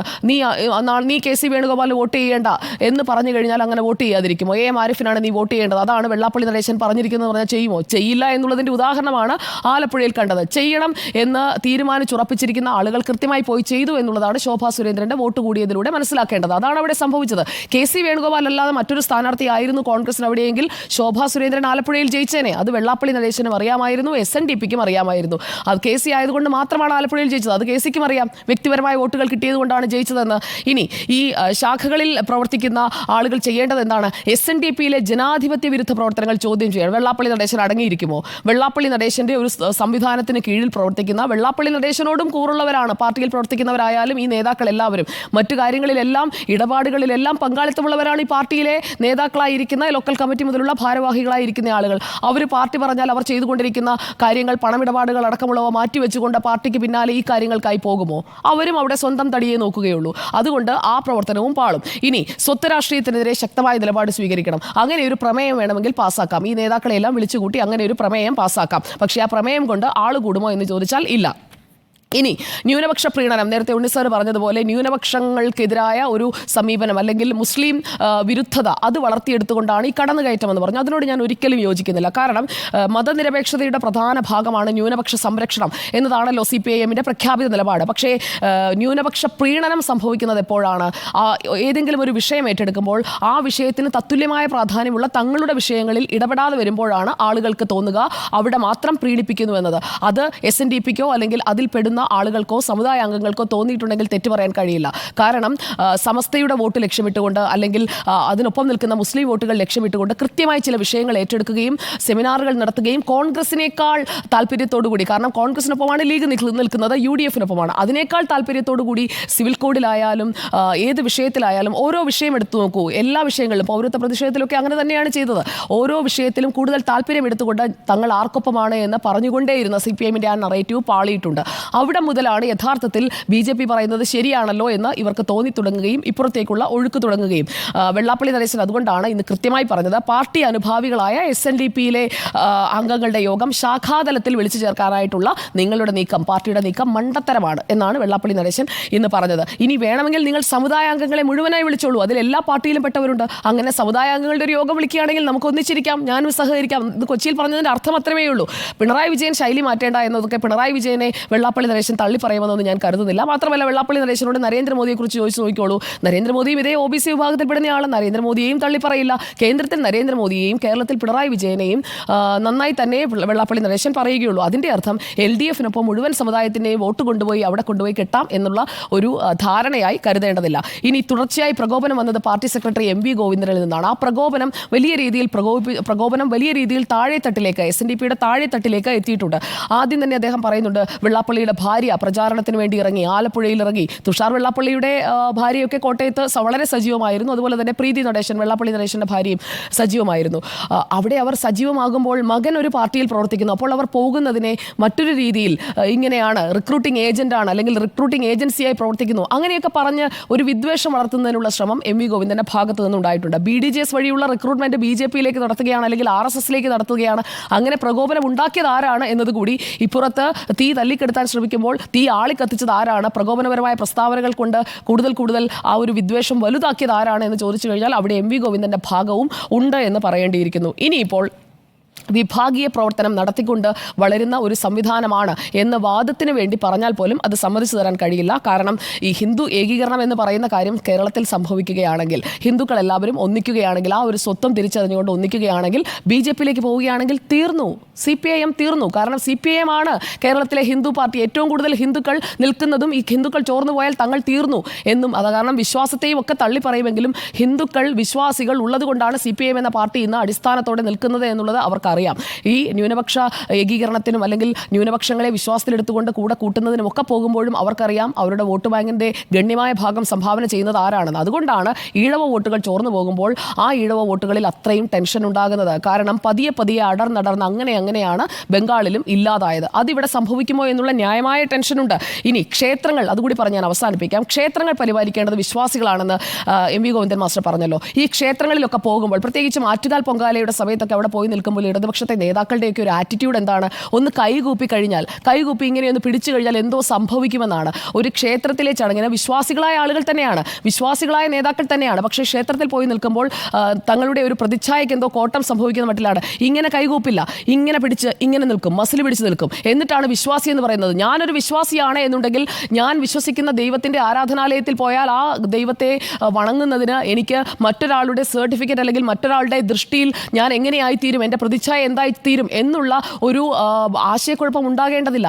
അങ്ങനെയുള്ള വിശ്വാസികളാണ് ഈ പറയുന്ന പാർട്ടിക്കാരെങ്കിൽ അവർ ക്ഷേത്രങ്ങളിൽ വരുന്നതും ക്ഷേത്ര ഭരണങ്ങൾ ഏറ്റെടുക്കുന്നതും മറ്റു വിശ്വാസികളും ഏറ്റെടുക്കും, ഇവരെയും ചേർത്ത് നിർത്തും. അതല്ലാതെ നട തുറക്കുമ്പോൾ ഈ തീർത്ഥം വാങ്ങാനായി പോലും മടിച്ചു നിൽക്കുന്ന നേതാക്കളെ നമ്മൾ കണ്ടിട്ടുണ്ട്. ക്ഷേത്ര നടകളിൽ നിന്നൊക്കെയുള്ള ദൃശ്യങ്ങൾ ദൃശ്യമാധ്യമങ്ങളുടെയൊക്കെ ആർക്കൈവുകൾ പരിശോധിച്ചാൽ അറിയാം. ആറ്റുകാൽ പൊങ്കാല പെർഫെക്റ്റ് എക്സാമ്പിളാണ്. ഇങ്ങനെ നിൽക്കുകയുള്ളൂ, ഏത് നേതാവിനെ ആയാലും നോക്കാം, അങ്ങനെ നിൽക്കുകയുള്ളൂ. തീർത്ഥം വാങ്ങാൻ കൈ നീട്ടിക്കഴിഞ്ഞാൽ എന്തോ സംഭവിക്കുമെന്നുള്ള മട്ടിലാണ്. പിന്നെ കൃഷ്ണൻ എവിടെയാണ് ഇരിക്കുന്നതെന്നൊക്കെ ചോദിച്ച ആളുകളുമുണ്ടല്ലോ. അങ്ങനെ പല കാര്യങ്ങളും നമ്മുടെ മുന്നിലുണ്ട്. അപ്പോഴാണ് ഈ പാർട്ടിക്കാരായ വിശ്വാസികൾ ക്ഷേത്രങ്ങളിലേക്ക് വരണം, അവിടെയുള്ള ശാഖകൾക്കെതിരെ നമ്മൾ നിൽക്കണം. ശാഖ നടത്താൻ പോകുന്ന RSSകാരൊക്കെ നല്ല വിശ്വാസികളാണ്. മാത്രമല്ല അവർക്ക് തീർത്ഥം വാങ്ങുന്നതിനും ചന്ദനമെടുത്ത് നെറ്റിയിൽ കുറി തൊടുന്നതിനും ആ കുറി തൊട്ട് ഓഫീസിൽ പോകുന്നതിനും മടിയില്ലാത്തവരുമാണ്. അപ്പോൾ അത് രണ്ടും തമ്മിൽ ഒരിക്കലും സമീകരിക്കാൻ കഴിയുകയില്ല. രണ്ടും ആനയും ആടും തമ്മിലുള്ള, കടലും കടലാടിയും തമ്മിലുള്ള വ്യത്യാസമുണ്ട്. അപ്പോൾ RSS ആകാൻ വേണ്ടി, അതായത് നേരത്തെ കമൽനാഥൊക്കെ ശ്രമിച്ച് പരാജയപ്പെട്ടതുപോലെയാണ്. RSS ആകാനും ഹിന്ദു ആകാനും ഹിന്ദു വിശ്വാസത്തിലേക്ക് വരാനും ഒക്കെ ശ്രമിച്ചാലും അത് സത്യസന്ധമല്ലാത്തിടത്തോളം കാലം ജനം തള്ളിക്കളയും. അതുകൊണ്ട് CPIM ആയിരിക്കുക.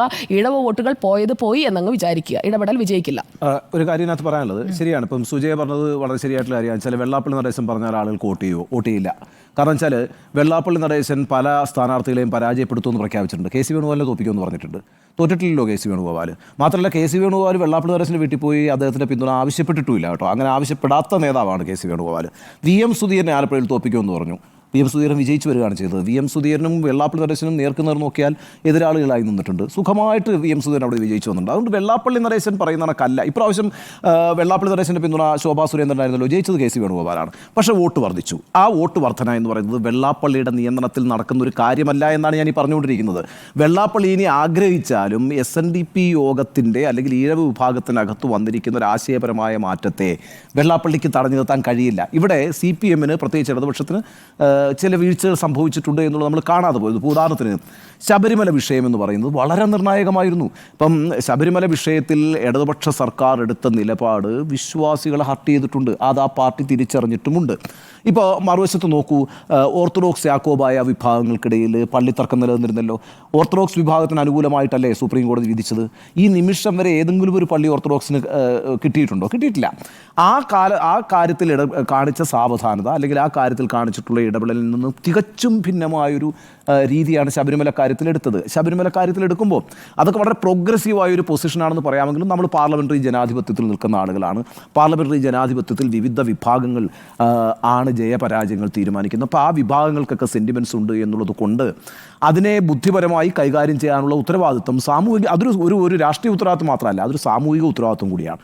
ആ ഉത്തരവാദിത്വം നിർവഹിക്കുന്നതിൽ ഇടതുപക്ഷത്തിന് വീഴ്ച പറ്റിയിട്ടുണ്ട്, CPM-ന് വീഴ്ച പറ്റിയിട്ടുണ്ട്. സ്വാഭാവികമായിട്ടും ശബരിമല വിഷയം എന്ന് പറയുന്നത് ഒരു ഹിന്ദു വികാരമല്ല കേട്ടോ. ഹിന്ദു വികാരവും രണ്ടാണ്.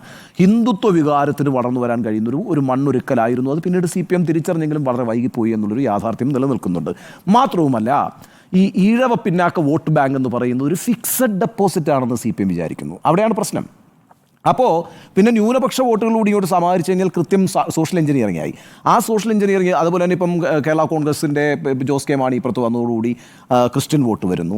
സമസ്തയിലൊരു വിഭാഗം മാറി നിൽക്കുന്നതോടുകൂടി കുറച്ച് മുസ്ലിം വോട്ടുകൾ വരുന്നു. ഈഴവ പിന്നാക്കാതി ദലിത് വിഭാഗങ്ങളുടെ വോട്ടുകൾ ഓൾറെഡി അവർക്ക് ഒരു ഫിക്സഡ് ഡെപ്പോസിറ്റ് ആയിട്ട് നിൽക്കുന്നു. കുറച്ച് നായർ വോട്ട് കൂടി സമാഹരിക്കുകയാണെങ്കിൽ വണ്ടർഫുൾ ആയിട്ടുള്ള ഒരു സോഷ്യൽ എഞ്ചിനീയറിംഗ് ആണ്, ഗംഭീര വിക്ടറി ഉണ്ടാവും.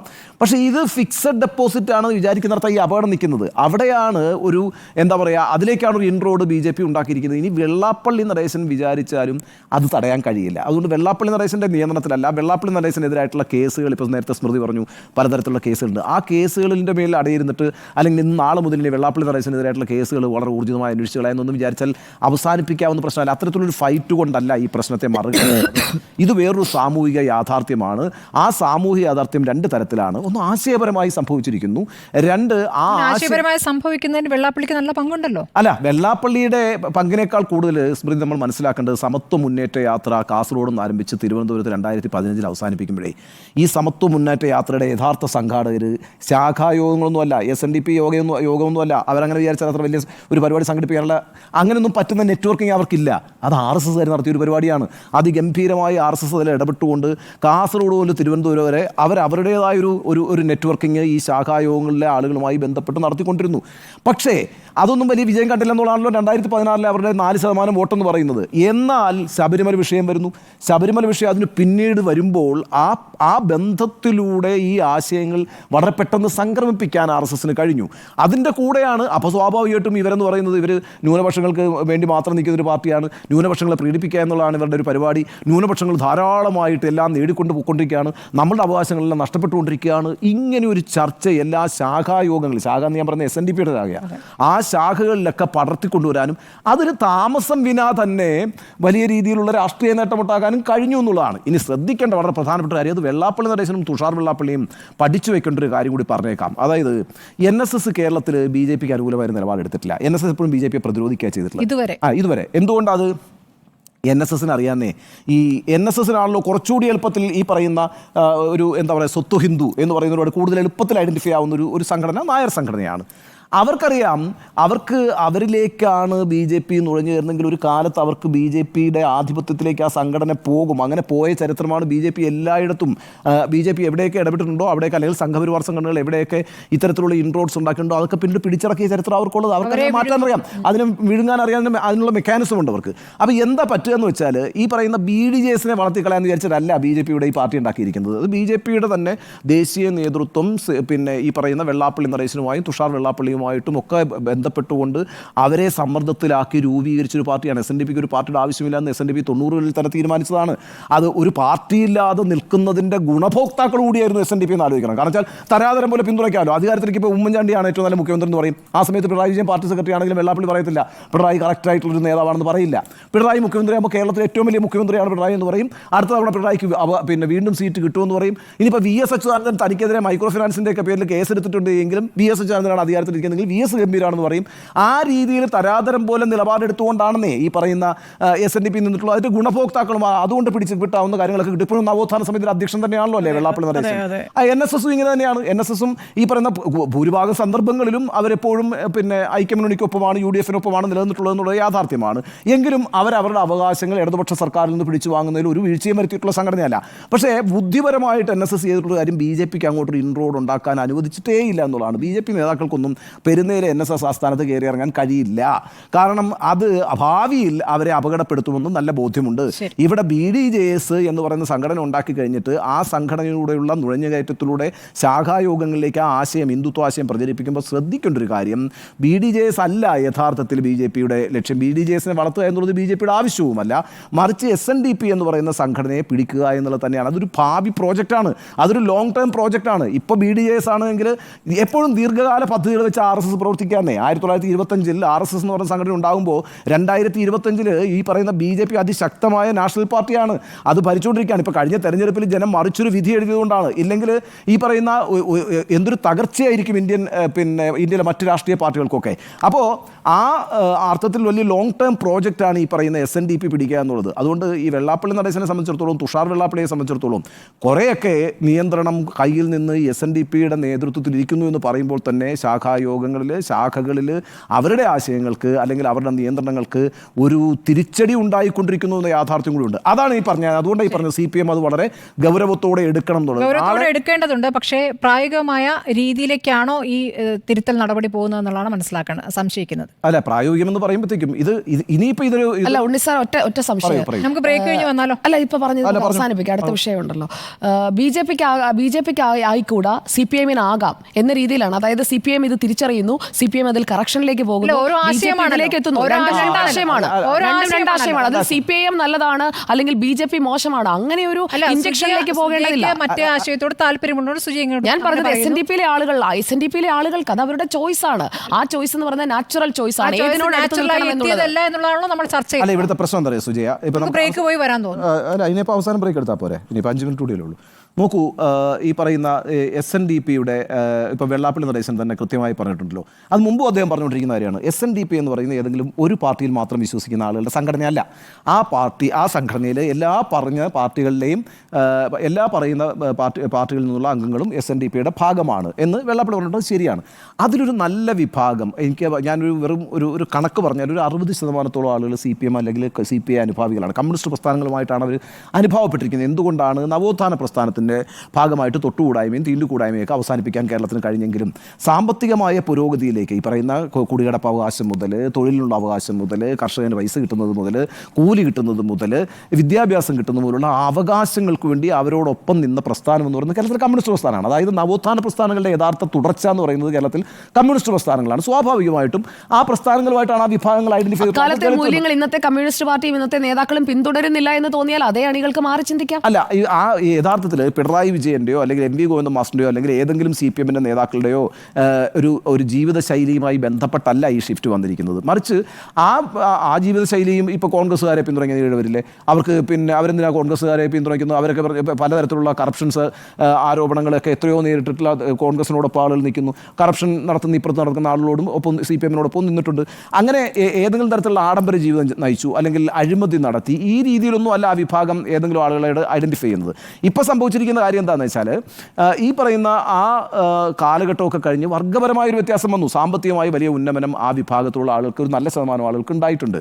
ഇനിയിപ്പോൾ എന്തായി പറയുന്നത്, അതുകൊണ്ടാണ് ഞാൻ ഈ പറയുന്നത്, ഈ സ്വത്വമെന്ന് നിങ്ങൾ പറയുന്ന സോഷ്യൽ ഐഡൻറ്റിറ്റി ഒരു പ്രശ്നം അവിടെ വരുന്നുണ്ട്. ആ സോഷ്യൽ ഐഡൻറ്റിറ്റിയിലേക്ക് മാറാനുള്ളൊരു ശ്രമത്തെ വലിയ വേഗത്തിൽ ആക്കി കൊടുക്കുന്ന പ്രക്രിയയാണ് BJP ചെയ്തുകൊണ്ടിരിക്കുന്നത്. ഇനി നേരത്തെ ചോദിച്ച ചോദ്യം വളരെ ശരിയാണ്. BJPക്ക് ശാഖായോഗത്തിൽ കയറാനും അവിടെയുള്ള ആളുകളെ പിടിക്കാനും പാടില്ല, CPM-ന് അത് ചെയ്യാം എന്ന് പറയുന്നതിനെ ആയിരിക്കുന്നുള്ളൂ. ഞാൻ യഥാർത്ഥത്തിൽ പറയുന്നത് എന്താണെന്ന് വെച്ചാൽ, BJP-യുടെ മുന്നോട്ട് വയ്ക്കുന്ന രാഷ്ട്രീയത്തിന് ഞാൻ എതിരാണ്. ഞാൻ പറഞ്ഞിട്ടുള്ള കാര്യമാണ്. ആ രാഷ്ട്രീയം എന്ന് പറയുന്നത് ഒരു വിഭജനത്തിൻ്റെയും വിഭാഗീയത രാഷ്ട്രീയമാണെന്ന് ഞാൻ വിചാരിക്കുന്നു. അങ്ങനെയാണ് എങ്കിൽ അതിനെതിരെ പുരോഗമനപരമായൊരു പ്രതിരോധം ഉണ്ടാകണം. ഒരു സംസ്ഥാനത്തെ ഏറ്റവും പ്രധാനപ്പെട്ട ഒരു സമുദായം അത്തരത്തിലൊരു ചേരിമാറ്റം നടത്തുന്നുണ്ട് എങ്കിൽ ആ ചേരിമാറ്റം ഈ സംസ്ഥാനത്തിൻ്റെ ഹാർമണിക്ക് ഗുണകരമല്ലാതെ പോകുന്നൊരു സാഹചര്യം ഉണ്ടാകുന്നുണ്ടെങ്കിൽ അതിനെ പ്രതിരോധിക്കാൻ പുരോഗമനപരമായിട്ടുള്ള എല്ലാ ശക്തികൾക്കും ബാധ്യതയുണ്ട്. അതിൻ്റെ ഭാഗമായിട്ടാണ് ഞാൻ ഈ CPM-ൻ്റെ ഈ പറയുന്ന നീക്കത്തെ പിന്തുണയ്ക്കുന്നത്. ഇനി ഒരു കാര്യം കൂടി പറഞ്ഞ് അവസാനിപ്പിച്ചേക്കാം. CPM എന്ന് പറയുന്നത് ഇപ്പോൾ ഞാൻ വിചാരിക്കുന്നില്ല, ഞാനൊന്നും ഒരു ക്ലാരിറ്റി വരുത്തേണ്ടതുണ്ട്. കാരണം വെച്ചാൽ CPM ഈ പറയുന്ന ഓരോ ശാഖാ യോഗങ്ങളിലെയും ഫ്രാക്ഷൻ ഉണ്ടാക്കാനൊന്നും പോവല്ല. ആ ശാഖായോഗങ്ങളിൽ പങ്കെടുക്കുന്ന ശാഖയുടെ ഭാഗമായിരിക്കുന്ന മനുഷ്യർക്കിടയിൽ ഒരു ആശയപ്രചരണം നടത്താനേ കഴിയുള്ളൂ അവർക്ക്. അത് അവരുടെ പാർട്ടിയിൽ പ്രവർത്തിക്കുന്ന ആളുകളും അവരുടെ പാർട്ടി അനുഭാവികളെയും അവരോട് സംസാരിക്കുകയും അവരെ വിളിച്ചു കൂട്ടണമെങ്കിൽ വിളിച്ചു കൂട്ടുകയും ഇതാണ് സംഭവിച്ചുകൊണ്ടിരിക്കുന്നവരെ ബോധ്യപ്പെടുത്തുകയും അത് പിന്നെ ആ സമുദായത്തിൽപ്പെട്ട അവരുടെ മറ്റ് ആളുകളുമായിട്ട് ചർച്ചയ്ക്കൊക്കെ ഉള്ളൊരു വഴി തുറക്കുകയൊക്കെ ചെയ്യുക എന്നുള്ളതേ ആശയപരമായി കഴിയുള്ളൂ. ആ ഒരു നീക്കം അടിയന്തരമാണെന്ന് മാത്രമാണ് ഞാൻ വിചാരിക്കുന്നത്. അതുകൊണ്ടാണ് ഞാൻ ഈ ശാഖയിൽ ഇപ്പൊ നൂറിനാട് ശാഖയിൽ ഏറ്റവും കൂടുതൽ അംഗങ്ങളുണ്ടെന്ന് കേട്ടോ, 2000-ഓളം അംഗങ്ങളുണ്ട്. അപ്പോൾ 25 ശാഖകൾ ചേർന്നിട്ടാണ് ഒരു യൂണിയൻ. അപ്പോൾ ഒരു യൂണിയന്റെ യോഗം വിളിക്കുക എന്ന് പറഞ്ഞാൽ ഇത്രത്തോളം ആളുകൾ വരും. ഇവരൊക്കെ തന്നെ പാർട്ടി വിളിക്കുന്ന ഒരു യോഗത്തിലേക്ക് എത്തുമോ? അല്ല, അങ്ങനെ ഒരു പരിപാടി ഉണ്ടോ? ഇപ്പൊ നമുക്ക് മനസ്സിലാക്കിയെടുത്തോളം സമാന്തര SNDP സംഘടിപ്പിക്കാനൊന്നും CPM പറ്റില്ല. പക്ഷെ അതേസമയം വെള്ളാപ്പള്ളിയോട് എതിർപ്പുള്ള ആളുകളെ ഒന്നുകൂടി സ്വാഭാവികമല്ലേ. ഇപ്പൊ ഞാൻ പറയട്ടെ, 144 യൂണിയൻ ഉണ്ടല്ലോ അല്ലെ, 144 യൂണിയൻ ആണുള്ളത്. ഈ 144 യൂണിയൻ ഒരു 19 യൂണിയൻ അഡ്മിനിസ്ട്രേറ്റീവ് കാരണത്തിലാണ്. എങ്ങനെയാണ് അത് സംഭവിക്കുന്നത്? ഇപ്പൊ നമുക്കൊരു ഉദാഹരണം എടുക്കാം. മാവേലിക്കര യൂണിയൻ സുഭാഷ് വാസു ആയിരുന്നു അതിന്റെ പിന്നെ സെക്രട്ടറി അല്ലെ. സുഭാഷ് വാസുവും തുഷാർ വെള്ളാപ്പള്ളിയും കൂടി തെറ്റുന്നു. അപ്പോൾ സുഭാഷ് വാസു നേതൃത്വം കൊടുക്കുന്ന മാവേലിക്കര യൂണിയൻ അങ്ങ് പിരിച്ചുവിടുന്നു. അതിപ്പോൾ എന്തെങ്കിലുമൊക്കെ ഒരു തിരിമറി നേതൃത്വത്തിലുള്ളവർ കണ്ടെത്താൻ എളുപ്പമാണ്. അങ്ങനെ പിരിച്ചിട്ട് അതിന് മറ്റേ അഡ്മിനിസ്ട്രേറ്റീവ് ഭരണത്തിന് കീഴിലാക്കുന്നു. പിന്നെ അത് ഓരോ കാരണങ്ങൾ പറഞ്ഞ് നീട്ടിക്കൊണ്ടു പോകുന്നു. അപ്പം നമുക്ക് ഒരു കാര്യം അറിയാം, അഡ്മിനിസ്ട്രേറ്റീവ് ഭരണത്തിന് കീഴിൽ ഒരു നല്ല ശതമാനം യൂണിയൻ ഉണ്ട് എന്നാൽ അതിൻ്റെ അർത്ഥം സ്വാഭാവികമായിട്ടും വെള്ളാപ്പള്ളിയുടെ നേതൃത്വത്തോട് വിഘടിച്ച് നിൽക്കുന്നവർ അല്ലെങ്കിൽ അതിനോട് കലഹിച്ച് നിൽക്കുന്നവർ വിമതരായി നിൽക്കുന്നവർ ഉണ്ട് എന്നുള്ളതാണല്ലോ. അപ്പോൾ ആ വിഭാഗത്തെ സ്വാഭാവികമായിട്ടും CPM സംഘടിപ്പിക്കാൻ പറ്റും, നാച്ചുറലി പറ്റും. അങ്ങനെ വരികയാണെങ്കിലുള്ളൊരു ഒരു പ്രത്യേകത എന്താണെന്ന് വെച്ചാൽ ഇനി അതിനകത്തൊരു ഒരു ഒരു ഒരു ആശയ രണ്ട് ചേരികളായി എന്നുള്ളൊരു ആശയ സംഘർഷം നടക്കുമെന്നേ. സ്വാഭാവികമല്ലേ അത്? കാരണം വെച്ചാൽ BJP വളരെ ഗംഭീരമായത് ചെയ്തു കഴിഞ്ഞിരിക്കുന്നു. BJP എന്ന് പറയുന്ന രാഷ്ട്രീയ പ്രസ്ഥാനം ഈഴവ വിഭാഗങ്ങൾക്കിടയിൽ ഈ ശാഖാ തലത്തിൽ പ്രവർത്തിച്ചുകൊണ്ട് അവരുടെ ആശയത്തെ നന്നായി പ്രചരിപ്പിക്കുകയും ആ രീതിയിൽ നല്ല രീതിയിൽ അവരെ ഷിഫ്റ്റ് ചെയ്യാൻ അവർക്ക് കഴിയുകയും ചെയ്തിരിക്കുന്നു. ആ സാഹചര്യം ബോധ്യപ്പെട്ടുകൊണ്ട് മറ്റൊരു പ്രതിരോധം അവിടെ ഉണ്ടാകുമല്ലോ സ്വാഭാവികമായിട്ടും. പാർട്ടിക്കകത്ത് അത് ബോധ്യപ്പെടുത്താൻ കഴിഞ്ഞിട്ടുണ്ട്. ഇപ്പോൾ ആലപ്പുഴ ജില്ലാ സെക്രട്ടേറിയറ്റ് യോഗത്തിൽ പോലും വെള്ളാപ്പള്ളിയുമായി ബന്ധപ്പെട്ട് ഉയർത്തിയ വിമർശനങ്ങളെ പൂർണ്ണമായി തള്ളുകയാണ് പ്രധാനപ്പെട്ട നേതാക്കൾ. അപ്പോൾ അവിടെ ബോധ്യപ്പെടുത്താതെ എങ്ങനെയാണ് ഇങ്ങനെ ഒരു കാര്യത്തിൽ കടക്കാൻ പറ്റുക? ഇല്ല, ആലപ്പുഴയിൽ ഇപ്പം നമ്മളിപ്പോൾ മനസ്സിലാക്കുന്ന അമ്പലപ്പുഴ മണ്ഡലത്തിലാണെങ്കിലും ആലപ്പുഴ മണ്ഡലത്തിലാണെങ്കിലും ഈഴവ വോട്ട് ബാങ്ക് വളരെ പ്രധാനമാണല്ലോ. സ്വാഭാവികമായിട്ടും അവിടെ ഇപ്പോൾ ചിത്രഞ്ജനാണ് Alappuzha MLA, H. സലാമാണ് Ambalappuzha MLA. അപ്പോൾ അവരുടെ ഭാവിയിൽ അവർ വീണ്ടും മത്സരിക്കാൻ നിൽക്കുന്നവരാണ്. ആ വിഭാഗത്തെയോ അല്ലെങ്കിൽ വെള്ളാപ്പള്ളിയുടെ ഒരു അപ്രീതിക്ക് പാത്രമാകാനൊന്നും ആ നേതാക്കൾക്ക് കഴിയില്ല. അപ്പം മാത്രമല്ല, സുധാകരൻ പോലും മത്സരരംഗത്തില്ലാത്ത, ഇനി മത്സരിക്കാനിടയില്ലാത്ത സുധാകരൻ പോലും വെള്ളാപ്പള്ളിക്കെതിരായിട്ടൊന്നും പറഞ്ഞിട്ടില്ല എന്നുള്ളത് യാഥാർത്ഥ്യമാണ്. പക്ഷേ അതേ ആലപ്പുഴ ജില്ലാ കമ്മിറ്റിയിലാണ് ഗോവിന്ദ മാസ്റ്റർ ഈ നിലപാട് എടുത്തിരിക്കുന്നത് എന്നുള്ളതും വളരെ പ്രധാനമാണ്. അപ്പം ഇത് ഏതെങ്കിലും ഒരു നിയോജക മണ്ഡലത്തിലെ വിജയവുമായി ബന്ധപ്പെട്ട് ഈ CPMകാരും കാണേണ്ട ഈ വിഷയത്തെ. അങ്ങനെ കാണാനുള്ള അർഹത അവർക്കില്ല. കാരണം രാഷ്ട്രീയ സാഹചര്യം മാറി, സാമൂഹിക സാഹചര്യം മാറി. അപ്പോൾ ഇതിനൊരു സംസ്ഥാന തലത്തിലൊരു വിഷയമായിട്ടാണ് കാണേണ്ടത്. ഈഴവ വിഭാഗം എന്ന് പറയുന്നത് കേരളത്തിലെ ഏറ്റവും പ്രധാനപ്പെട്ട ഒരു ഹിന്ദു സമുദായ വിഭാഗമാണ്. ആ ഹിന്ദു സമുദായ വിഭാഗത്തിലെ നല്ലൊരു ശതമാനത്തിൻ്റെ വിശ്വാസം ആർജിക്കാൻ BJPക്ക് കഴിഞ്ഞു എന്നുള്ളതാണ് BJPയുടെ 14% നിന്ന് 20% വോട്ട് വർധന എന്ന് പറയുന്നത്. അതിനെയും കൂടുതൽ വർദ്ധിപ്പിക്കാനാണ് അവർ ശ്രമിക്കുക. ആ രീതിയിലുള്ള പ്രവർത്തനങ്ങളാണ് അവർ ആ വിഭാഗവുമായി നടത്തുക. പിന്നെ ക്രിസ്ത്യൻ സമുദായത്തിൽ നിന്നൊരു നല്ല വിഭാഗത്തെ കൂടി സമാഹരിക്കാൻ കഴിഞ്ഞാൽ BJP is going to be a formidable force. ഒരു സംശയമുണ്ട്, ഒരു മൂന്നാം ശക്തി എന്നുള്ള നിലയ്ക്ക് അവർ വളർന്നു വരുമെന്ന കാര്യത്തിൽ തർക്കമൊന്നുമില്ല. സ്വാഭാവികമായിട്ടും ആ വളർച്ചയെ പ്രതിരോധിക്കണമെങ്കിൽ ആദ്യം ആ പ്രവർത്തനം ആരംഭിക്കേണ്ടത് ഈഴവ വിഭാഗത്തിനകത്തുണ്ടായിട്ടുള്ള ആശയപരമായ ഷിഫ്റ്റിനെ ഇല്ലാതാക്കുക എന്നുള്ളതാണ്. അത് എളുപ്പമായിട്ടുള്ളൊരു പ്രക്രിയയല്ല, ഒരു സംശയവും വേണ്ട. അതുകൊണ്ടാണ് ഞാൻ നേരത്തെ പറഞ്ഞത്, പുഴ കടന്ന് കുറേ ആളുകൾ അങ്ങ് മറുകരയിൽ എത്തിച്ചേർന്നു. അവരിനി തിരിച്ചു മറുകരയിൽ എത്തുക മാത്രമല്ല ഉണ്ണി സാർ, മറുകരയിലുള്ള RSS ശാഖയിൽ ഈ ശാഖയിൽ നിന്ന് പോയവർ അവിടെ രാവിലെ 1 മണിക്കൂർ ശാഖ അറ്റൻഡ് ചെയ്തും കഴിഞ്ഞു. അല്ല, അങ്ങനെ ഇപ്പോൾ തിരിച്ചു കൊണ്ടുവരുന്നത് എങ്ങനെയാണ്? എളുപ്പമല്ല. അപ്പോൾ പക്ഷേ അത്തരമൊരു സാഹചര്യത്തെ ബോധ്യപ്പെടേണ്ടത് ആരാണ് കേരളത്തിൽ? ഈ തെരഞ്ഞെടുപ്പ് വിധി വരുന്നവരെയും ഇത് ഇങ്ങനെയൊക്കെ സംഭവിക്കുന്ന അറിയാത്തതാണോ ഈ പാർട്ടി? അല്ലല്ലോ, പാർട്ടി അറിയുന്നുണ്ടല്ലോ. ഇടതുപക്ഷത്തിൽ ഞാൻ അതുകൊണ്ടല്ലേ പറഞ്ഞത്, CPMനെ സംബന്ധിച്ചിടത്തോളം ഇടതുപക്ഷത്തെ സംബന്ധിച്ചിടത്തോളം വീഴ്ചകൾ സംഭവിച്ചിട്ടുണ്ടല്ലോ. ആ വീഴ്ചകൾ ആ പാർട്ടിക്ക് ബോധ്യപ്പെട്ടിട്ടുണ്ടല്ലോ. അതുകൊണ്ടാണല്ലോ ഒരു തിരുത്തൽ പരിപാടിയുമായിട്ട് മുന്നോട്ട് പോകുമെന്ന് പറയുന്നത്. ഒന്ന് തിരുത്തി വരുമ്പോൾ അടുത്ത വീഴ്ചയാണല്ലോ ഉണ്ണി സാർ. അല്ല, ഇതിനകത്ത് പ്രശ്നം എന്താണെന്ന് വെച്ചാൽ, ഇതിപ്പം ഈ പറയുന്നത് ഇപ്പം നേരത്തെ സ്മൃതി സൂചിപ്പിച്ചൊരു പ്രശ്നമുണ്ട്. അങ്ങനെയാണെങ്കിൽ വടക്കൻ കേരളത്തിൽ എന്തുകൊണ്ട് പിന്നെ ഈ പറയുന്ന ഒരു വോട്ട് ചോർന്നു എന്നുള്ളത് അത് ശരിയായിട്ടുള്ള കാര്യമാണ്. പക്ഷേ ആ വോട്ട് ചോർന്നത് എങ്ങോട്ടേക്കാണെന്നറിയോ സ്മൃതി? ആ വിഭാഗങ്ങളുടെ വടക്കൻ കേരളത്തിലെ തീയ വിഭാഗങ്ങളുടെ വോട്ട് ചോർന്നത് UDF-ലേക്കാണ്. അത് BJP-ലേക്ക് പോയില്ല. അത്രയും കമ്മ്യൂണലൈസേഷൻ അവിടെ നടന്നിട്ടില്ല എന്നുള്ളത് കൊണ്ടാണ്. പക്ഷെ അത് നടക്കും. അതാ ഞാൻ പറയുന്നത്. ഇതിപ്പോൾ ഈ പറയുന്ന കണക്ക് മറ്റേ തൃശ്ശൂർ അവസാനിപ്പിക്കുന്ന ഒരു രഥയാത്ര അല്ലല്ലോ BJP-യുടേത്. അത് വടക്കൻ കേരളത്തിലേക്കും പോകും. സ്വാഭാവികമായിട്ട് ആ തീയ വിഭാഗങ്ങൾ അത്രയും വർഗീയവൽക്കരിക്കപ്പെട്ടിട്ടില്ല എന്നുള്ളത് കൊണ്ടാണ് ആ വോട്ട് വോട്ട് നേരെ UDF-ലേക്ക് പോയത്. അങ്ങനെ പോകുന്നതിൻ്റെ ഒരു കാരണം എന്ന് പറയുന്നത് ഈ പറഞ്ഞ കണക്ക് ഭരണത്തിലുള്ള വീഴ്ചകൾ, ശൈലി, ഈ പ്രശ്നങ്ങളൊക്കെയാണ്. പക്ഷേ അത് വളരെ പ്രധാനപ്പെട്ട ഘടകമാണ്. പക്ഷേ നമ്മുടെ സമൂഹത്തിലൊരു ആശയം എന്ന നിലയ്ക്ക് BJP-ക്ക് വളരാൻ കഴിയുന്നതിൻ്റെ സാഹചര്യം മറ്റൊന്നാണ്. അതാണ് ഞാൻ ഈ പറയുന്നത്. അത് പിണറായി വിജയൻ്റെ ശൈലിയല്ല, അത് ക്ഷേമ പെൻഷൻ കൊടുത്തില്ല എന്നുള്ള പ്രശ്നമല്ല, അത് ഇവിടുത്തെ പിന്നെ സപ്ലൈകോയിൽ ചെന്നപ്പോഴത്തേക്കും എനിക്ക് പിന്നെ അരി കിട്ടിയില്ല, ചെറുപയർ കിട്ടിയില്ല എന്നുള്ള വിഷയമല്ല. അത് വളരെ ഗൗരവതരമായ ഒരു ആശയപരമായ മാറ്റമാണ്. ആ ആശയപരമായ മാറ്റത്തെ പ്രതിരോധിക്കാൻ CPM മുൻകൈ എടുക്കേണ്ടതുണ്ട്. അത് 1-2 ദിവസം കൊണ്ടോ 1 വർഷം കൊണ്ടോ അല്ലെങ്കിൽ 2 വർഷം കൊണ്ടോ നടപ്പാക്കി എടുക്കാൻ കഴിയുന്ന ഒരു പ്രശ്നവുമല്ല. പക്ഷേ മുന്നോട്ട് പോകണമെങ്കിൽ, ഇടതുപക്ഷ പ്രസ്ഥാനങ്ങൾക്ക് കേരളത്തിൽ ശക്തിയോടെ മുന്നോട്ട് പോകണമെങ്കിൽ ഈ വിഷയത്തെ ഗൗരവത്തോടെ അഡ്രസ്സ് ചെയ്തുകൊണ്ട് അതിന് ഒരു പരിഹാരം ഉണ്ടാക്കിയേ പറ്റുള്ളൂ. ആ അർത്ഥത്തിലാണ് ഞാൻ ഇതിനെ കാണുന്നത്. ശരി, ഇടപെടൽ വിജയിക്കുമോ എന്നുള്ളതായിരുന്നു നമ്മുടെ ചോദ്യം. യെസ് എന്ന് 1, നോ എന്ന് 2.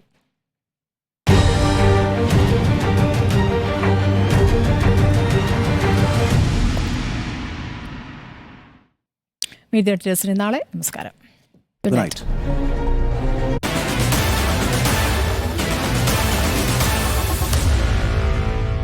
Meet the editors.